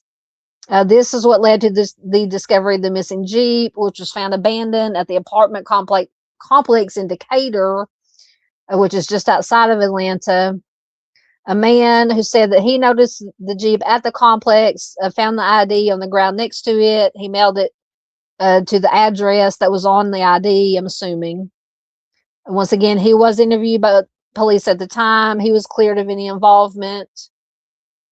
That once again, there was red dirt on the driver's side of the car, and police found Dee Dee's purse and a bloodstained blanket inside the vehicle, according to her mother. So this red dirt, I've always heard about the red Georgia clay. So that makes me think, unfortunately, that maybe something bad did happen to her and she was taken out somewhere and just left or buried, and then the vehicle was brought back and dumped at this apartment complex. I don't know, this is just my theory or my thoughts. And you had this bloodstained blanket inside. But I don't know why you wouldn't, if somebody did take her life and then take her out to basically dump her somewhere, why would you not leave the blanket with wherever you dumped her at? Why would you leave it inside the vehicle? And I'm wondering if they tested the blood stain, the blood, to see if it was hers.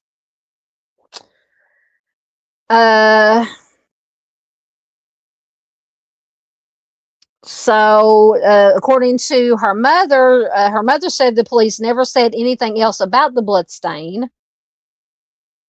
Now, that doesn't necessarily mean that they didn't test it. They may have tested it and just didn't. But you would think that if they did test it, they would let her know, yes, it, let the family know, yes, it either was her blood, it wasn't her blood, or let her know, let them know something. So as the 21st anniversary of Dee Dee's disappearance approached in August, her mother once again pleaded for answers. She tearfully said in an interview with 11 Alive, quote, "You could lay there and think that somebody has her, torturing her, or she could just be somewhere that they threw her away like she wasn't anything," end quote. She goes on to say, and you have those nights, you have those days to where you say, "God, just please give me some peace. Let me have her one way or the other. I don't care how you give her to me, just give her back." So Viola claimed that there were many aspects of the case that police never investigated. Through the years, she alerted police to clues that she thought to be suspicious, but they always brushed her off. She says, quote, "I told my detectives a lot of things. One of the detectives told me to stop watching 48 Hours, end quote. You don't, in my opinion, you don't say something like that to the family member that has a missing loved one. Stop watching 48 Hours. You just don't, that's not how you handle it. Anyway. So her mother goes on to say, "I wanted them to do their job and find my daughter, but they didn't. I felt like that they didn't do a lot of what they could have done. I felt like they closed the case early." So apparently they closed the case. She says, "I didn't give up on the case. Even years later, we would still go out and pass out flyers." So the case was closed, or it says the case had been closed since 2010. According to her son Kobe, who wrote in a GoFundMe campaign. So the account was created to help raise money for their search efforts, to hire a private investigator and ultimately reopen her case. Unaware that investigators were going to reopen it themselves just weeks later, Kobe wrote that the funds will go to support not only his mother's case, but also be used to support other missing women in the Atlanta area. He wrote, quote, "It will be an honor to get answers and finally be able to get justice," end quote. And the lack of police attention is part of a wider systemic issue, according to her mother. Viola said, "I'm sorry to say it, but they do not look for Black women the way that they look for other women. It's just another person who's missing to them," end quote. So according to stats from the Black and Missing Foundation, quote, "Thousands of people are reported missing every year in the U.S., and while not every case will get widespread media attention, the coverage of white victims versus minority victims is far from proportionate." That unfortunately is true. So Dee Dee's family still takes to the Atlanta streets and hands out flyers to the community with the hope that someone will have information that will lead them to her. Kobe said, "We try to do something every year," adding that social media has helped get his mother's story out. He says, "For so many years, it didn't seem like people cared, but I see now that they do," end quote. Absolutely. There are people out here, people like us, that care. So last week, as when this article was written, the family finally did receive some hopeful news. Atlanta PD announced that Dee Dee's case was being reopened and a new investigator would be assigned. Her family hopes that this is the key to finding her. Viola, her mother says, I pray to God that something will come out of this. But there is still hard work to be done. Colby said, I don't know what made them reopen the case, maybe the interviews, but they did it. We can't slow down now. So Dee Dee, who would be 53 years old if found alive, has been described by her loved ones as a dedicated daughter, a caring friend, and a loving mother. Once again, at the time of her disappearance, her hair was colored light brown. She was 5'6" tall with brown eyes. She has the tattoo on the right side of her neck of the dove and a rose with the name Dee Dee written underneath. Pierced ears, and then the other tattoo of a rose on her right shoulder blade. And Colby, her son, says, quote, I believe she is still out there. I say this because of how strong she was as a person. That's me keeping the hope alive, end quote.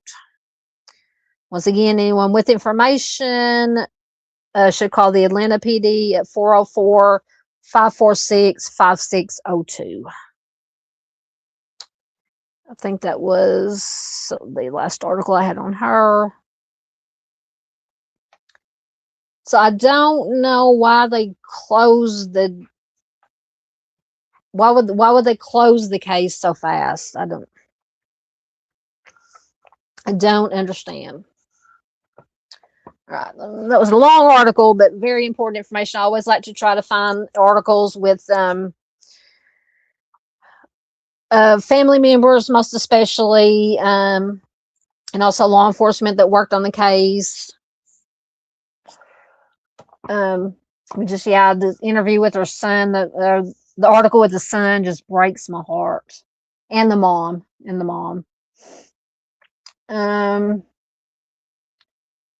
Let me get down. I can't remember if I marked where I was at.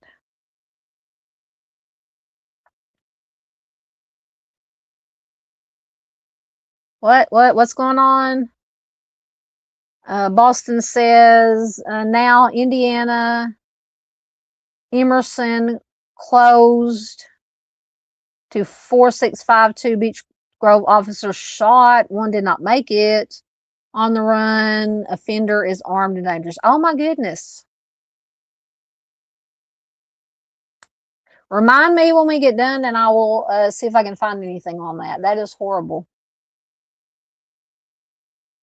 And there was also, I can't remember where it was today, there was an shooting incident at a hockey game. Where was that at? Did you guys hear about it? I think 3 people were alive. One was the offender who took their own life. That is horrible.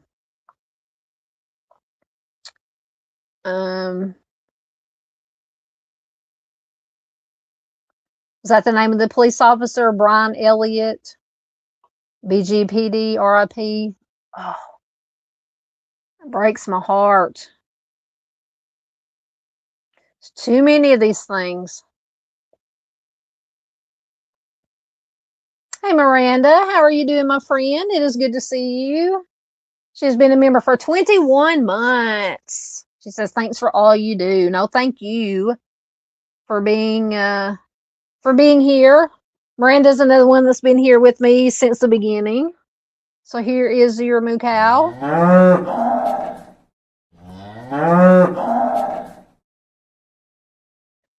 Thank you so much, my friend, for your continued support.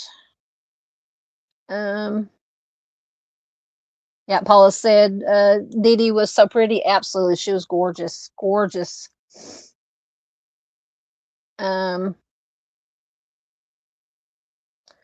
So Boston says, going back to this incident, Indiana residents around Beech Grove, Emerson, and 465 should shelter in place with the doors locked. Any issues, call 911. That is terrifying. Yeah, Boston also says she's gorgeous. Yep, absolutely praying for Beech Grove, Emerson residents and law enforcement. Absolutely. Hey, Miss Brady, how are you doing, ma'am? Good to see you here. Please do check out Stolen Spirits MMIWG. on YouTube and on Facebook. And I do have, let me find it. I'm sure Mustang's probably already put in the YouTube link. I do have the Facebook link that I will put in the chat. So if you're on Facebook, please do check them out on Facebook. Also, oh, I can't put it in chat. I don't have my, I will put a, I forgot I don't have, can't get StreamYard up on my computer. Let me try again.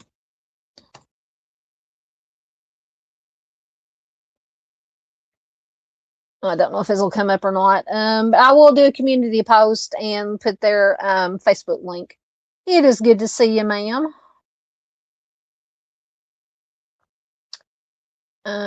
Thank you. There is the YouTube link.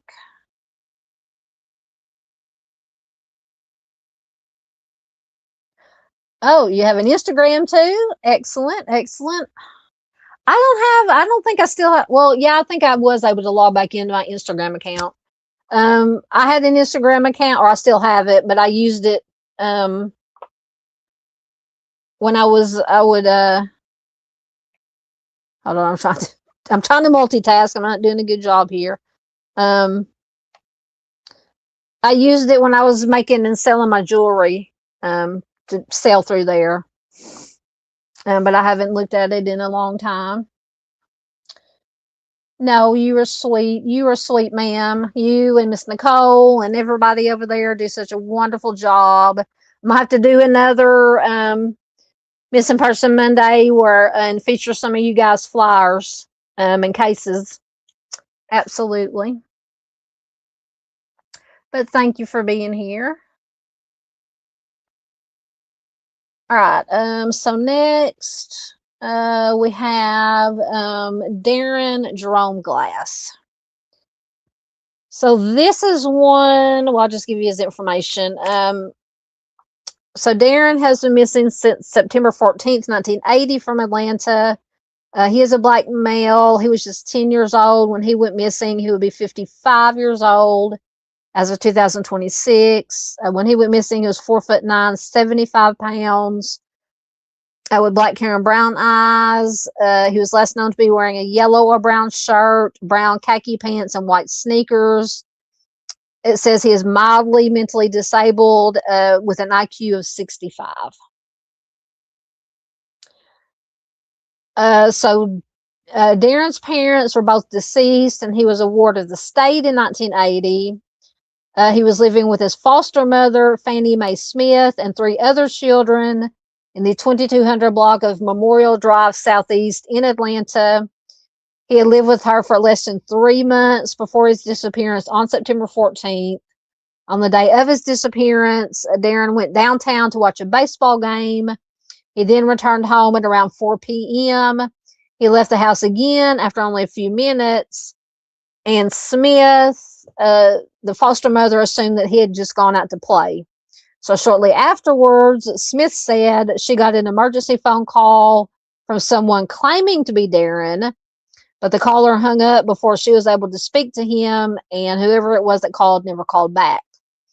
And then after that, after he went out to play or went outside to play, he has never been seen or heard from again. So investigators believe that Darron may have been a victim of the Atlanta child killer, Wayne Williams, who is thought to be responsible for the deaths of over a score of children, black children, teens, and young adults, mostly boys from poor families. And this happened in Atlanta in the early 1980s. So I'm sure most of us have heard about Wayne Williams and the Atlanta child murders. The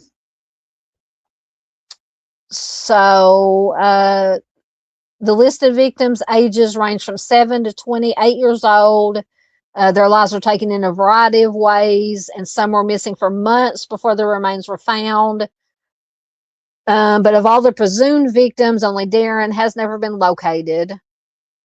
So Wayne Williams, he was a music promoter and freelance photographer, was convicted of the homicide of 2 of the oldest listed Atlanta victims in 1982. Of course, he maintains his innocence in all the cases. The presiding judge at his trial allowed prosecutors to bring in evidence linking Williams to other victims. After his conviction, the police closed the files on the 22 other victims, concluding that Williams had taken the lives of those victims as well.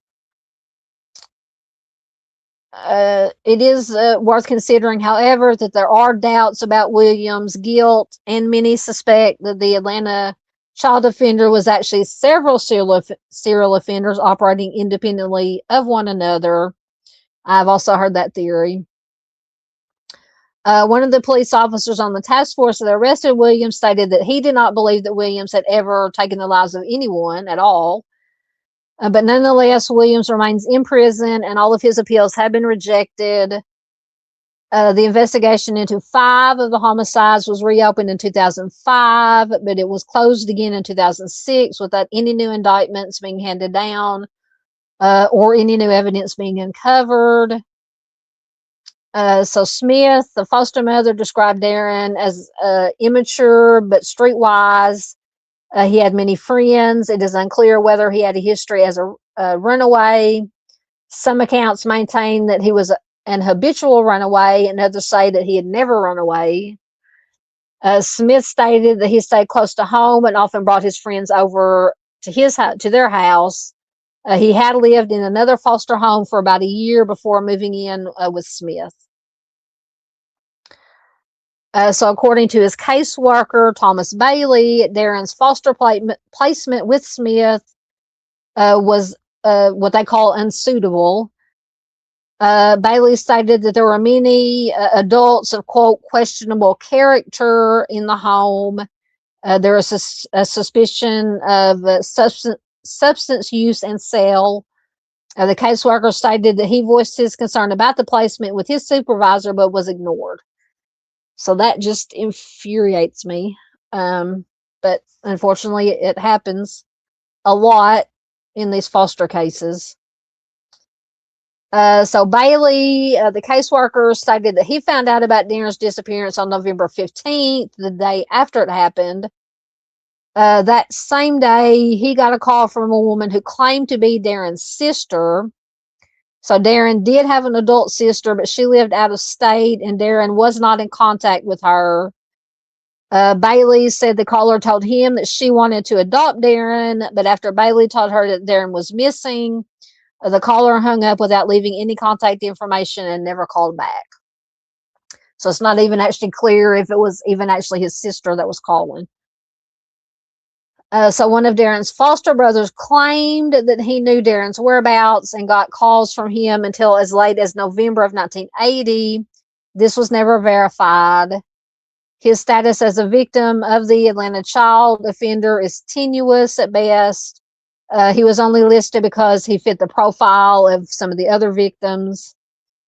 Bailey theorizes that Darron was not the victim of a homicide and possibly went to live with his sister after the disappearance, and that he could still be alive.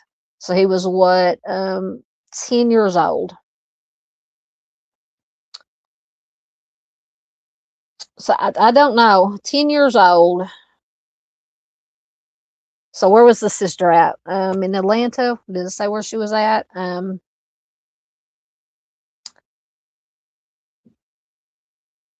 So the adult sister lived out of state. It said Darron was not in contact with her.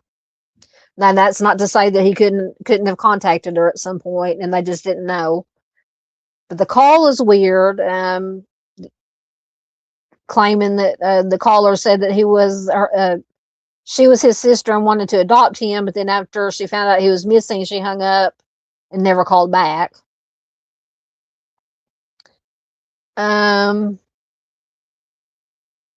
So Darron's case has never been closed. He remains missing. Foul play is suspected in the case due to the circumstances involved. Excuse me. So if you have any information, you can call the FBI Atlanta office at 404-679-9000. So let me see if I was able to find anything. I don't think I was able to find any additional. He is listed on the Doe Network.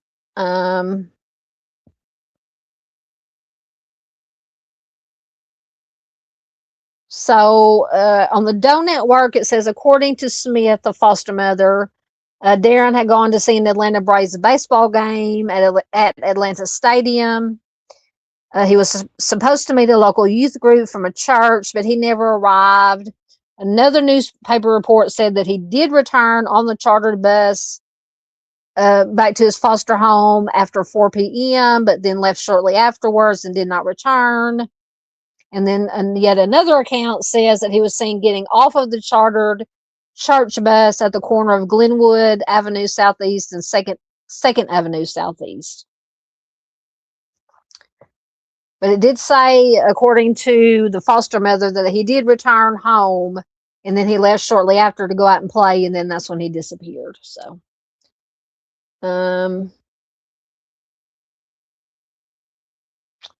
so that was all I was able to find on Darron.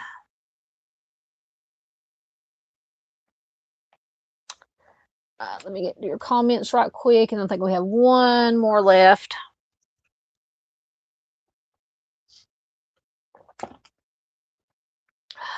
If I can get the right article loading. All right.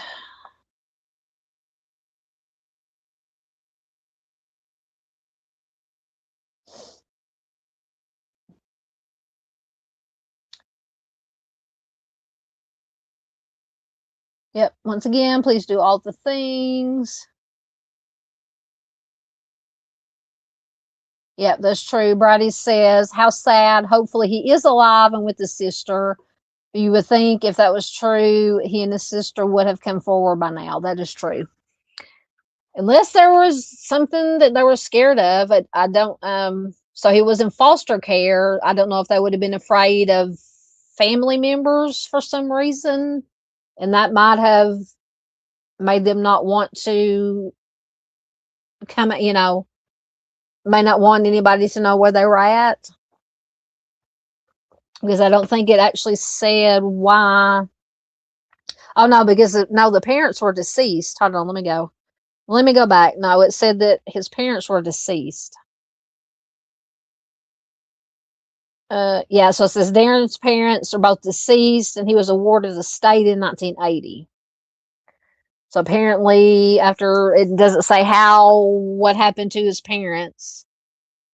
And apparently there were no other family members that were either able or willing to take him in after his parents passed away.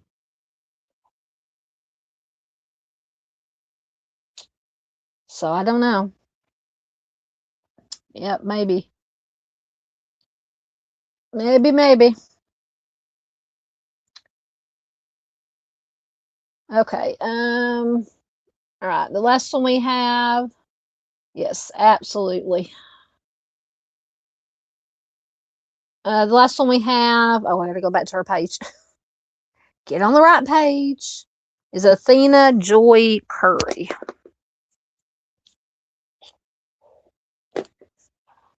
All right. So Athena has been missing since May 27th, 2011 from Atlanta. She's a Black female. She was just 20 years old. She'll be 35 years old as of 2026. I'm telling you, I can't see anything out of these glasses. The time she went missing, she was 5'8" tall, 150 pounds, with black hair and brown eyes. She has the following tattoos. She has the words King Care, and Care is spelled Kare. Vertically on her left arm. She has a bow wrapped around her left upper arm, a rose and the name Rocky on the inside of her right wrist. She has a musical note on the left side of her neck and a tribal tattoo on the top of her left hand. Her nose, ears, and the right side of her lower lip are pierced, and her nickname is Nels, N-E-L-Z.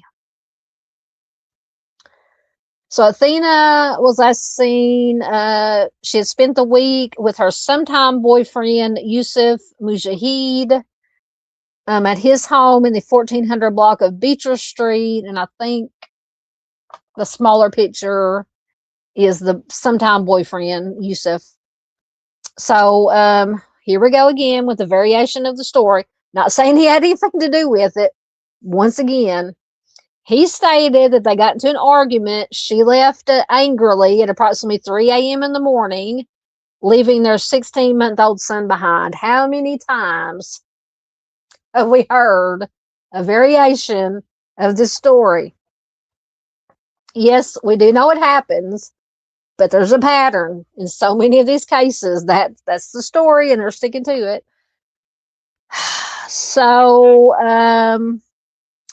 So she, according to him, they got into an argument. She left 3 a.m. in the morning. She left 16-month-old son behind. She has never been seen or heard from again. She did not have a car. She had used public transit to get from her sister's home in Duluth, Georgia, to Yusuf's home. So Yusuf and Athena did have a volatile relationship. See, and that's another thing in this story. This story about we got into a fight and she left. There was always either DV or a volatile relationship. So they had a volatile relationship. He was once arrested after he allegedly punched her in the face and threatened her with a stun gun. So you see what I'm saying about this story. So he claims that Athena was also violent towards him, which could be true, and that she once stabbed him with scissors. But and then he did not report her missing for 3 days. So Yusuf and Athena's family don't believe that she would have abandoned her son, and her family stated it would be uncharacteristic of her to leave in the middle of the night without calling anyone. So Athena was born and raised in Portland, Oregon. She's the youngest of 5 children. She attended Grant High School, where she played softball and ran track. She then moved to Georgia during her senior year to live with her sister. So she graduated from Martin Luther King Jr. High School in Lithonia. And at the time of her disappearance, she was studying online with the University of Phoenix for a degree in healthcare administration. So although there's no hard evidence of foul play in her case, her loved ones don't believe that she went missing voluntarily. They are afraid for her safety. Obviously, her disappearance remains unsolved. So if you have any information, call the Atlanta PD at 404-546-2511. Telling you, with this story, a variation, it's a pattern. It's a pattern. You know, we look for patterns in when we're looking at true crime stuff, missing persons, unsolved cases. You look for patterns. And this story comes up a lot, or a variation of the story comes up a lot in a lot of these cases, these missing persons cases. Just saying. Not saying it's necessarily in this case, but with the volatile relationship, she alleged that he punched her in the face, threatened her with a stun gun. He says that she was also violent towards him and stabbed him with scissors. So lots of stuff going on. Okay, so I was able to find an article.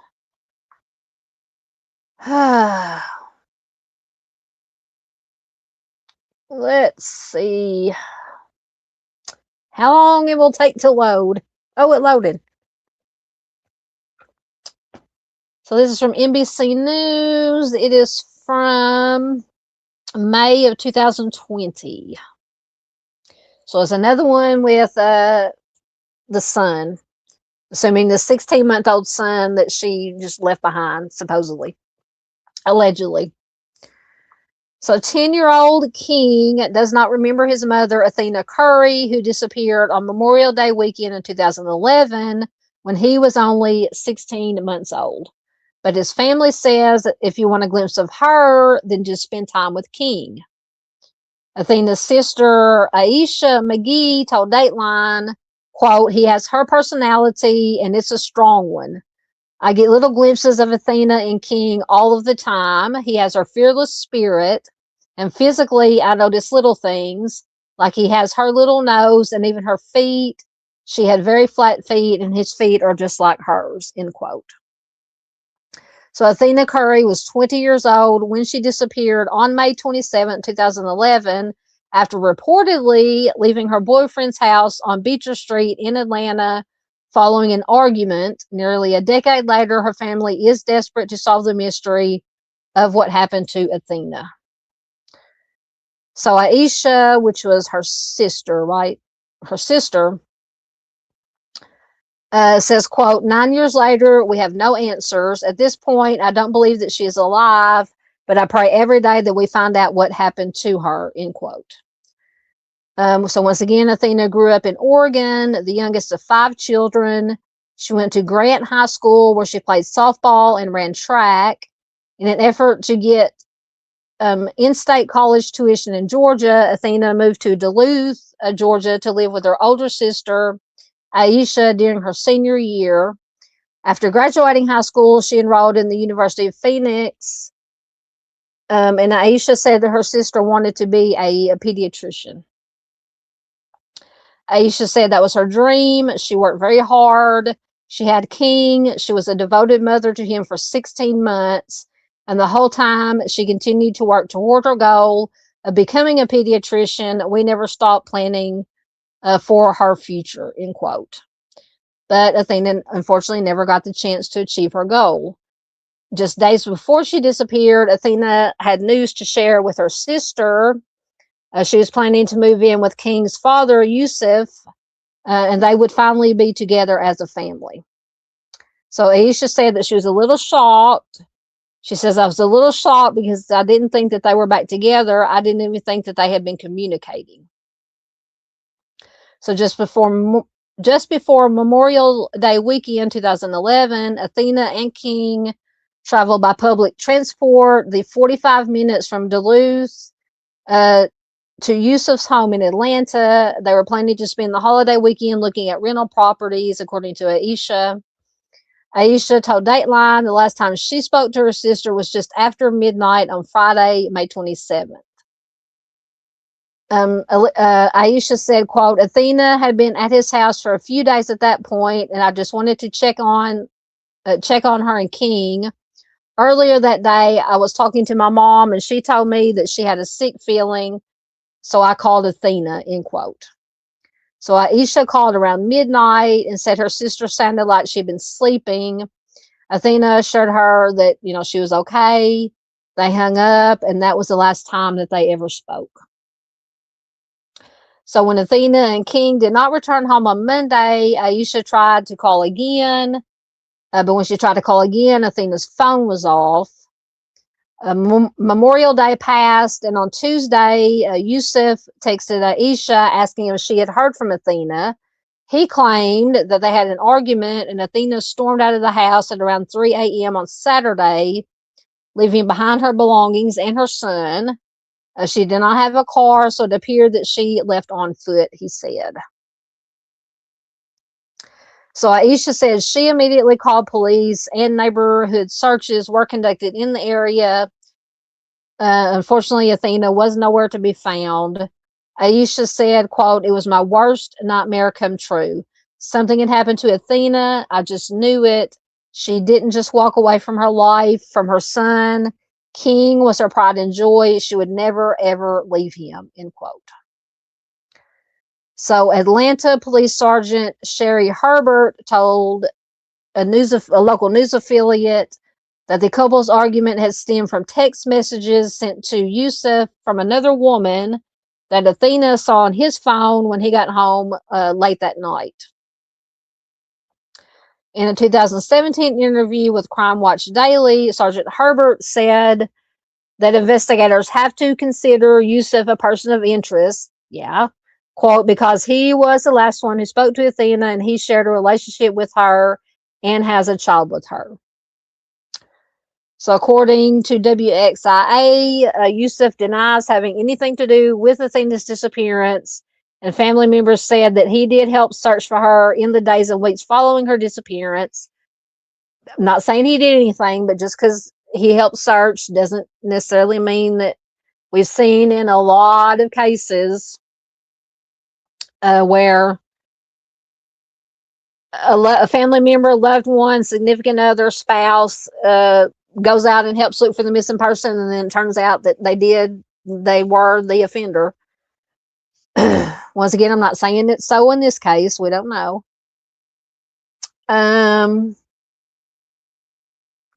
So Yusuf said, quote, honestly, anything could have happened, end quote. He added that he knew that he would be looked at as a suspect. He said, quote, I am her boyfriend. I was with her at the time. I can't blame them. They can think what they want to think. I'm not trying to convince you or anyone that I'm innocent, end quote. So Yusuf told WXIA that he knew something was wrong when Athena did not return after their fight. So now, if this, it would be nice to know if this had happened before, if maybe they had, said they had a volatile relationship. Did they have fights before where she did leave the house and didn't come back? That would be useful to know. Add a little context. Lost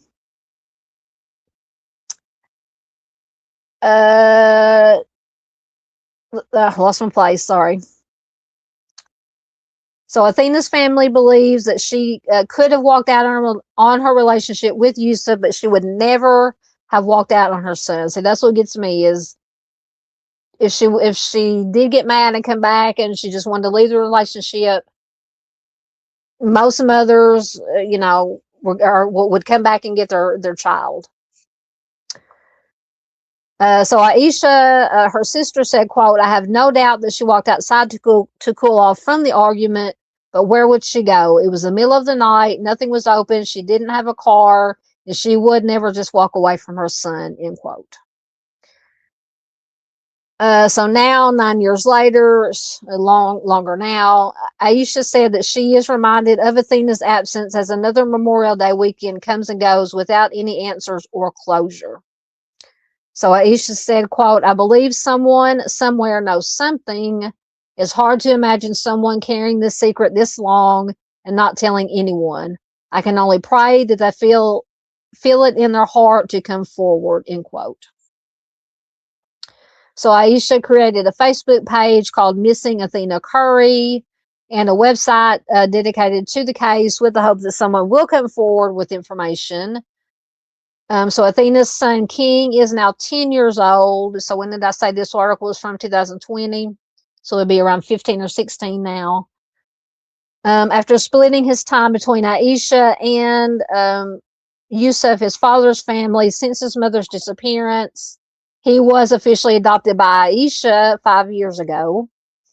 Aisha said that King does have memories of his father, like eating honey buns on the bus, but he doesn't really remember his mother. So she makes it a point of telling King all about her. So Aisha said, quote, wherever she is, I know she is watching over King. I hope that she is proud, end quote. So once again, at the time of her disappearance, Athena was 5'8" tall. She weighed around 150 pounds with black hair and brown eyes. Her nose, lower lip are pierced. Once again, she had the tattoos, including the words King Care on her left arm, a bow wrapped around her left arm, a rose, and the word Rocky on her right wrist, a music note on the left side of her neck, and a tribal symbol on the top of her left hand. Once again, anyone who may have information about Athena's disappearance is asked to call the Atlanta PD Crime Stoppers at 404-577-8477. I don't know. What do you guys think about the boyfriend story?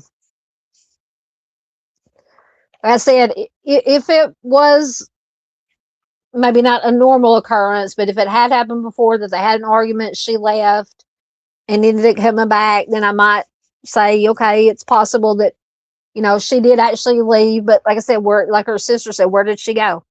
Did she choose not to come back of her own accord? In my opinion, I don't think she would have left her son. That's just my opinion. Or did she leave and then somebody else, some random person or whatever, something happened, nefarious happened after she walked out of the house voluntarily? I don't know. I don't know. I think that was all. All right, let me get into your comments again. I keep forgetting where I put all my stuff here. I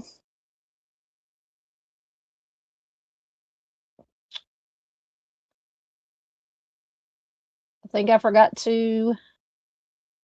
Oh no, I remember to mark where I always try to mark where I leave off in my comments so I won't get lost.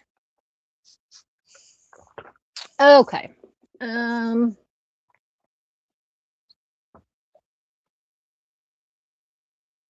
Absolutely.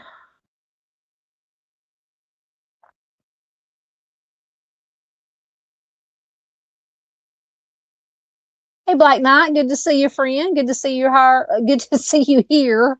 I can talk. I can't talk tonight. He says smells fishy to me. Absolutely. I'm not. I don't know. I keep saying it, but it would help to know if she had, with these arguments, if she had left before and come back, then I might can give some grace to the boyfriend, or a little bit of weight or credit to the boyfriend's story about her leaving and not coming back. But I don't know. Don't know if it happened. If that happened before.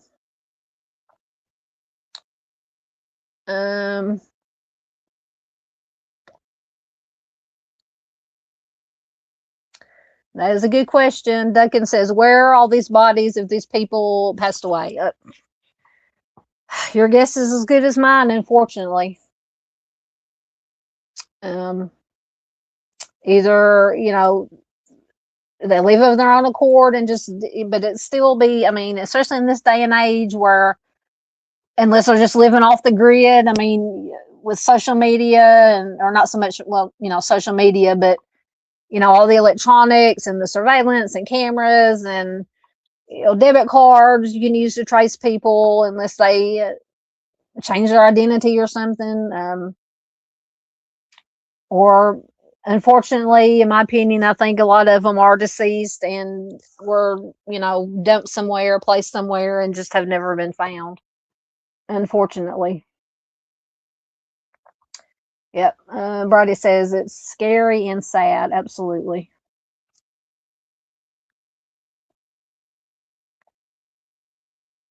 Yep. Boston says she would never have left her baby. Never, in my opinion. I agree. I agree.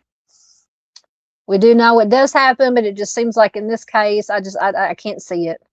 Once again, that's just my opinion. I just can't see her leaving, because she was doing good for herself. She had graduated high school. She was involved in sport. She was an athlete. She was taking these online courses at the university. She wanted to be a pediatrician. So I mean, I don't see her just leaving. I don't see her leaving voluntarily. Once again, just my opinion. Um, yeah, Boston says she seems very dedicated to the baby son and to her family. Absolutely. It's always good to see you too, sir. Yeah, Boston says most husbands or boyfriends would report her missing after a few hours. Yeah. Would I say 3 days? He didn't report her missing for 3 days. Yep. I don't like that either. I don't like that. Yes, she is very beautiful also.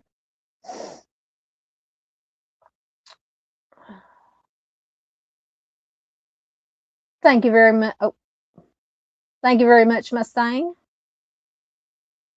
Yep, absolutely. That's what I want. Brady says, why would he wait so long to report her missing if she left a baby behind? Absolutely. I agree. Doesn't make sense. I agree wholeheartedly.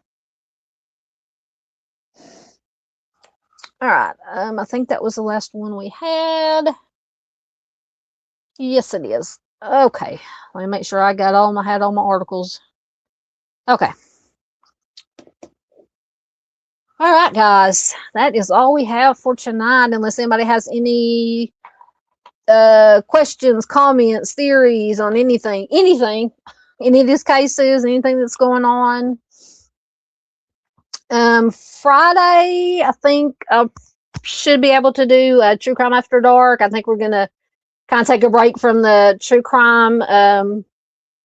crime missing persons for a day, and maybe do mysteries and conspiracies, True Crime After Dark. Those are always fun to do.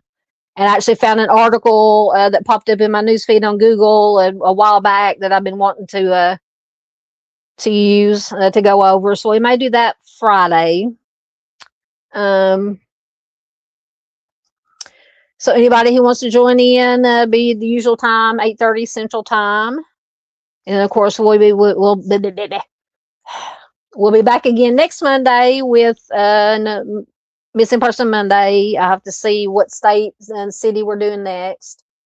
I think so Georgia. I think Hawaii is next. I'm trying to go in alphabetical order as the states. So I will pick a city, a place in Hawaii to feature. Missing people from, because for anybody new here, if this is your first time here, I forgot to say it first, welcome. Thank you for joining us tonight. If this is your first time here, we've been going through lately the 50 states and picking a city from each state to feature missing persons from, and been trying to go in alphabetical order. So I think Hawaii is next, if I can remember. I've got them written down in alphabetical order, all the states. So I think that is it. Let me get caught up in your comments.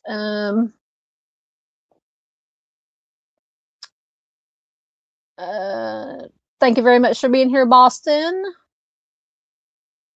Thank you, Mustang.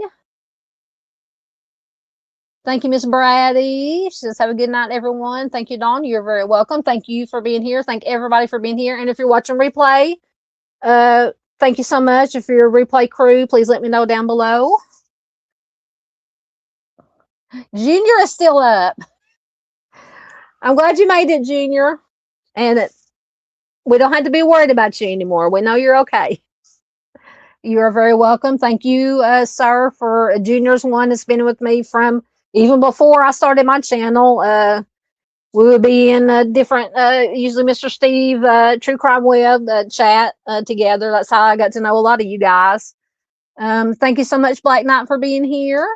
Good seeing you. All right, so I did actually get around to making a new outro. I just put together some flyers, missing person flyers of people, cases that I featured, shared on here. So I'll play that for you guys tonight. And I just put it to some music. So once again, hopefully Friday, I will see you guys with kind of a fun, kind of non-true crime live stream. Just kind of take a break. We all need to take a break for a little bit every once in a while. So until then, have a good week. I do have some videos scheduled to upload during the week, some pre-recorded videos, so be on the lookout for them. So be sure you're subscribed. Subscribe if you're new here. If this seems like your cup of tea, what we do here, please make sure you're still subscribed, because we've talked about how YouTube will unsubscribe people. Make sure you got your notification bell set to all, so you get notifications of when I go live or upload videos. So I think I should have a video uploaded or scheduled to upload Wednesday. And then I'll probably schedule one to upload Saturday, since we're doing a live stream Friday. And then, like I said, the missing Arkansas person, a gentleman I featured at the beginning, I'll probably clip that down to a section and then re-upload it as a separate video. Just to help bring more awareness to that case, to that gentleman's case. So until then, everybody stay safe, stay warm, be kind to one another. As Dave says, don't die. He just kills me when he says that at the end of every one of his live streams. Don't die. let me get the, I should have been multitasking while I hope I remember to upload. Yes, I did. So I will hopefully see you guys Friday. Ma'am, any reason you were pushing 90? Southern Gal True Crime starts in 5 minutes. That was the wrong one. That was Miss Doodle. Hold on. Did I not upload it? Oh, man. Hold on. Let me, give me 1 second. Let me upload the new outro. I thought I uploaded it. Let me find it. I'm looking for it.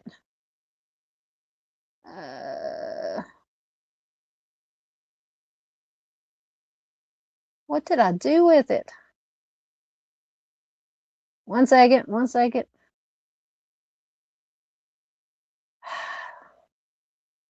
Dumpster fire. Dumpster fire.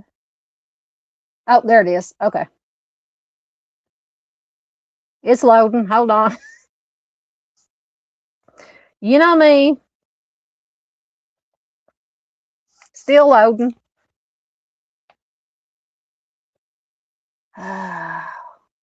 Caught up in your comments again while it's loading.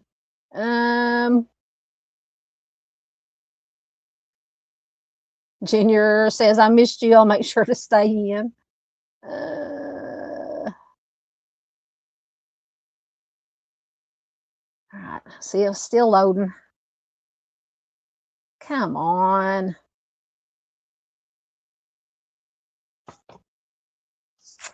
Anyway, so it's still loading. So we may just go with the fur babies, and then I'll use the new one next time, because I don't think it's going to load anytime soon. Anyway, love you guys. Hopefully I will see you Friday.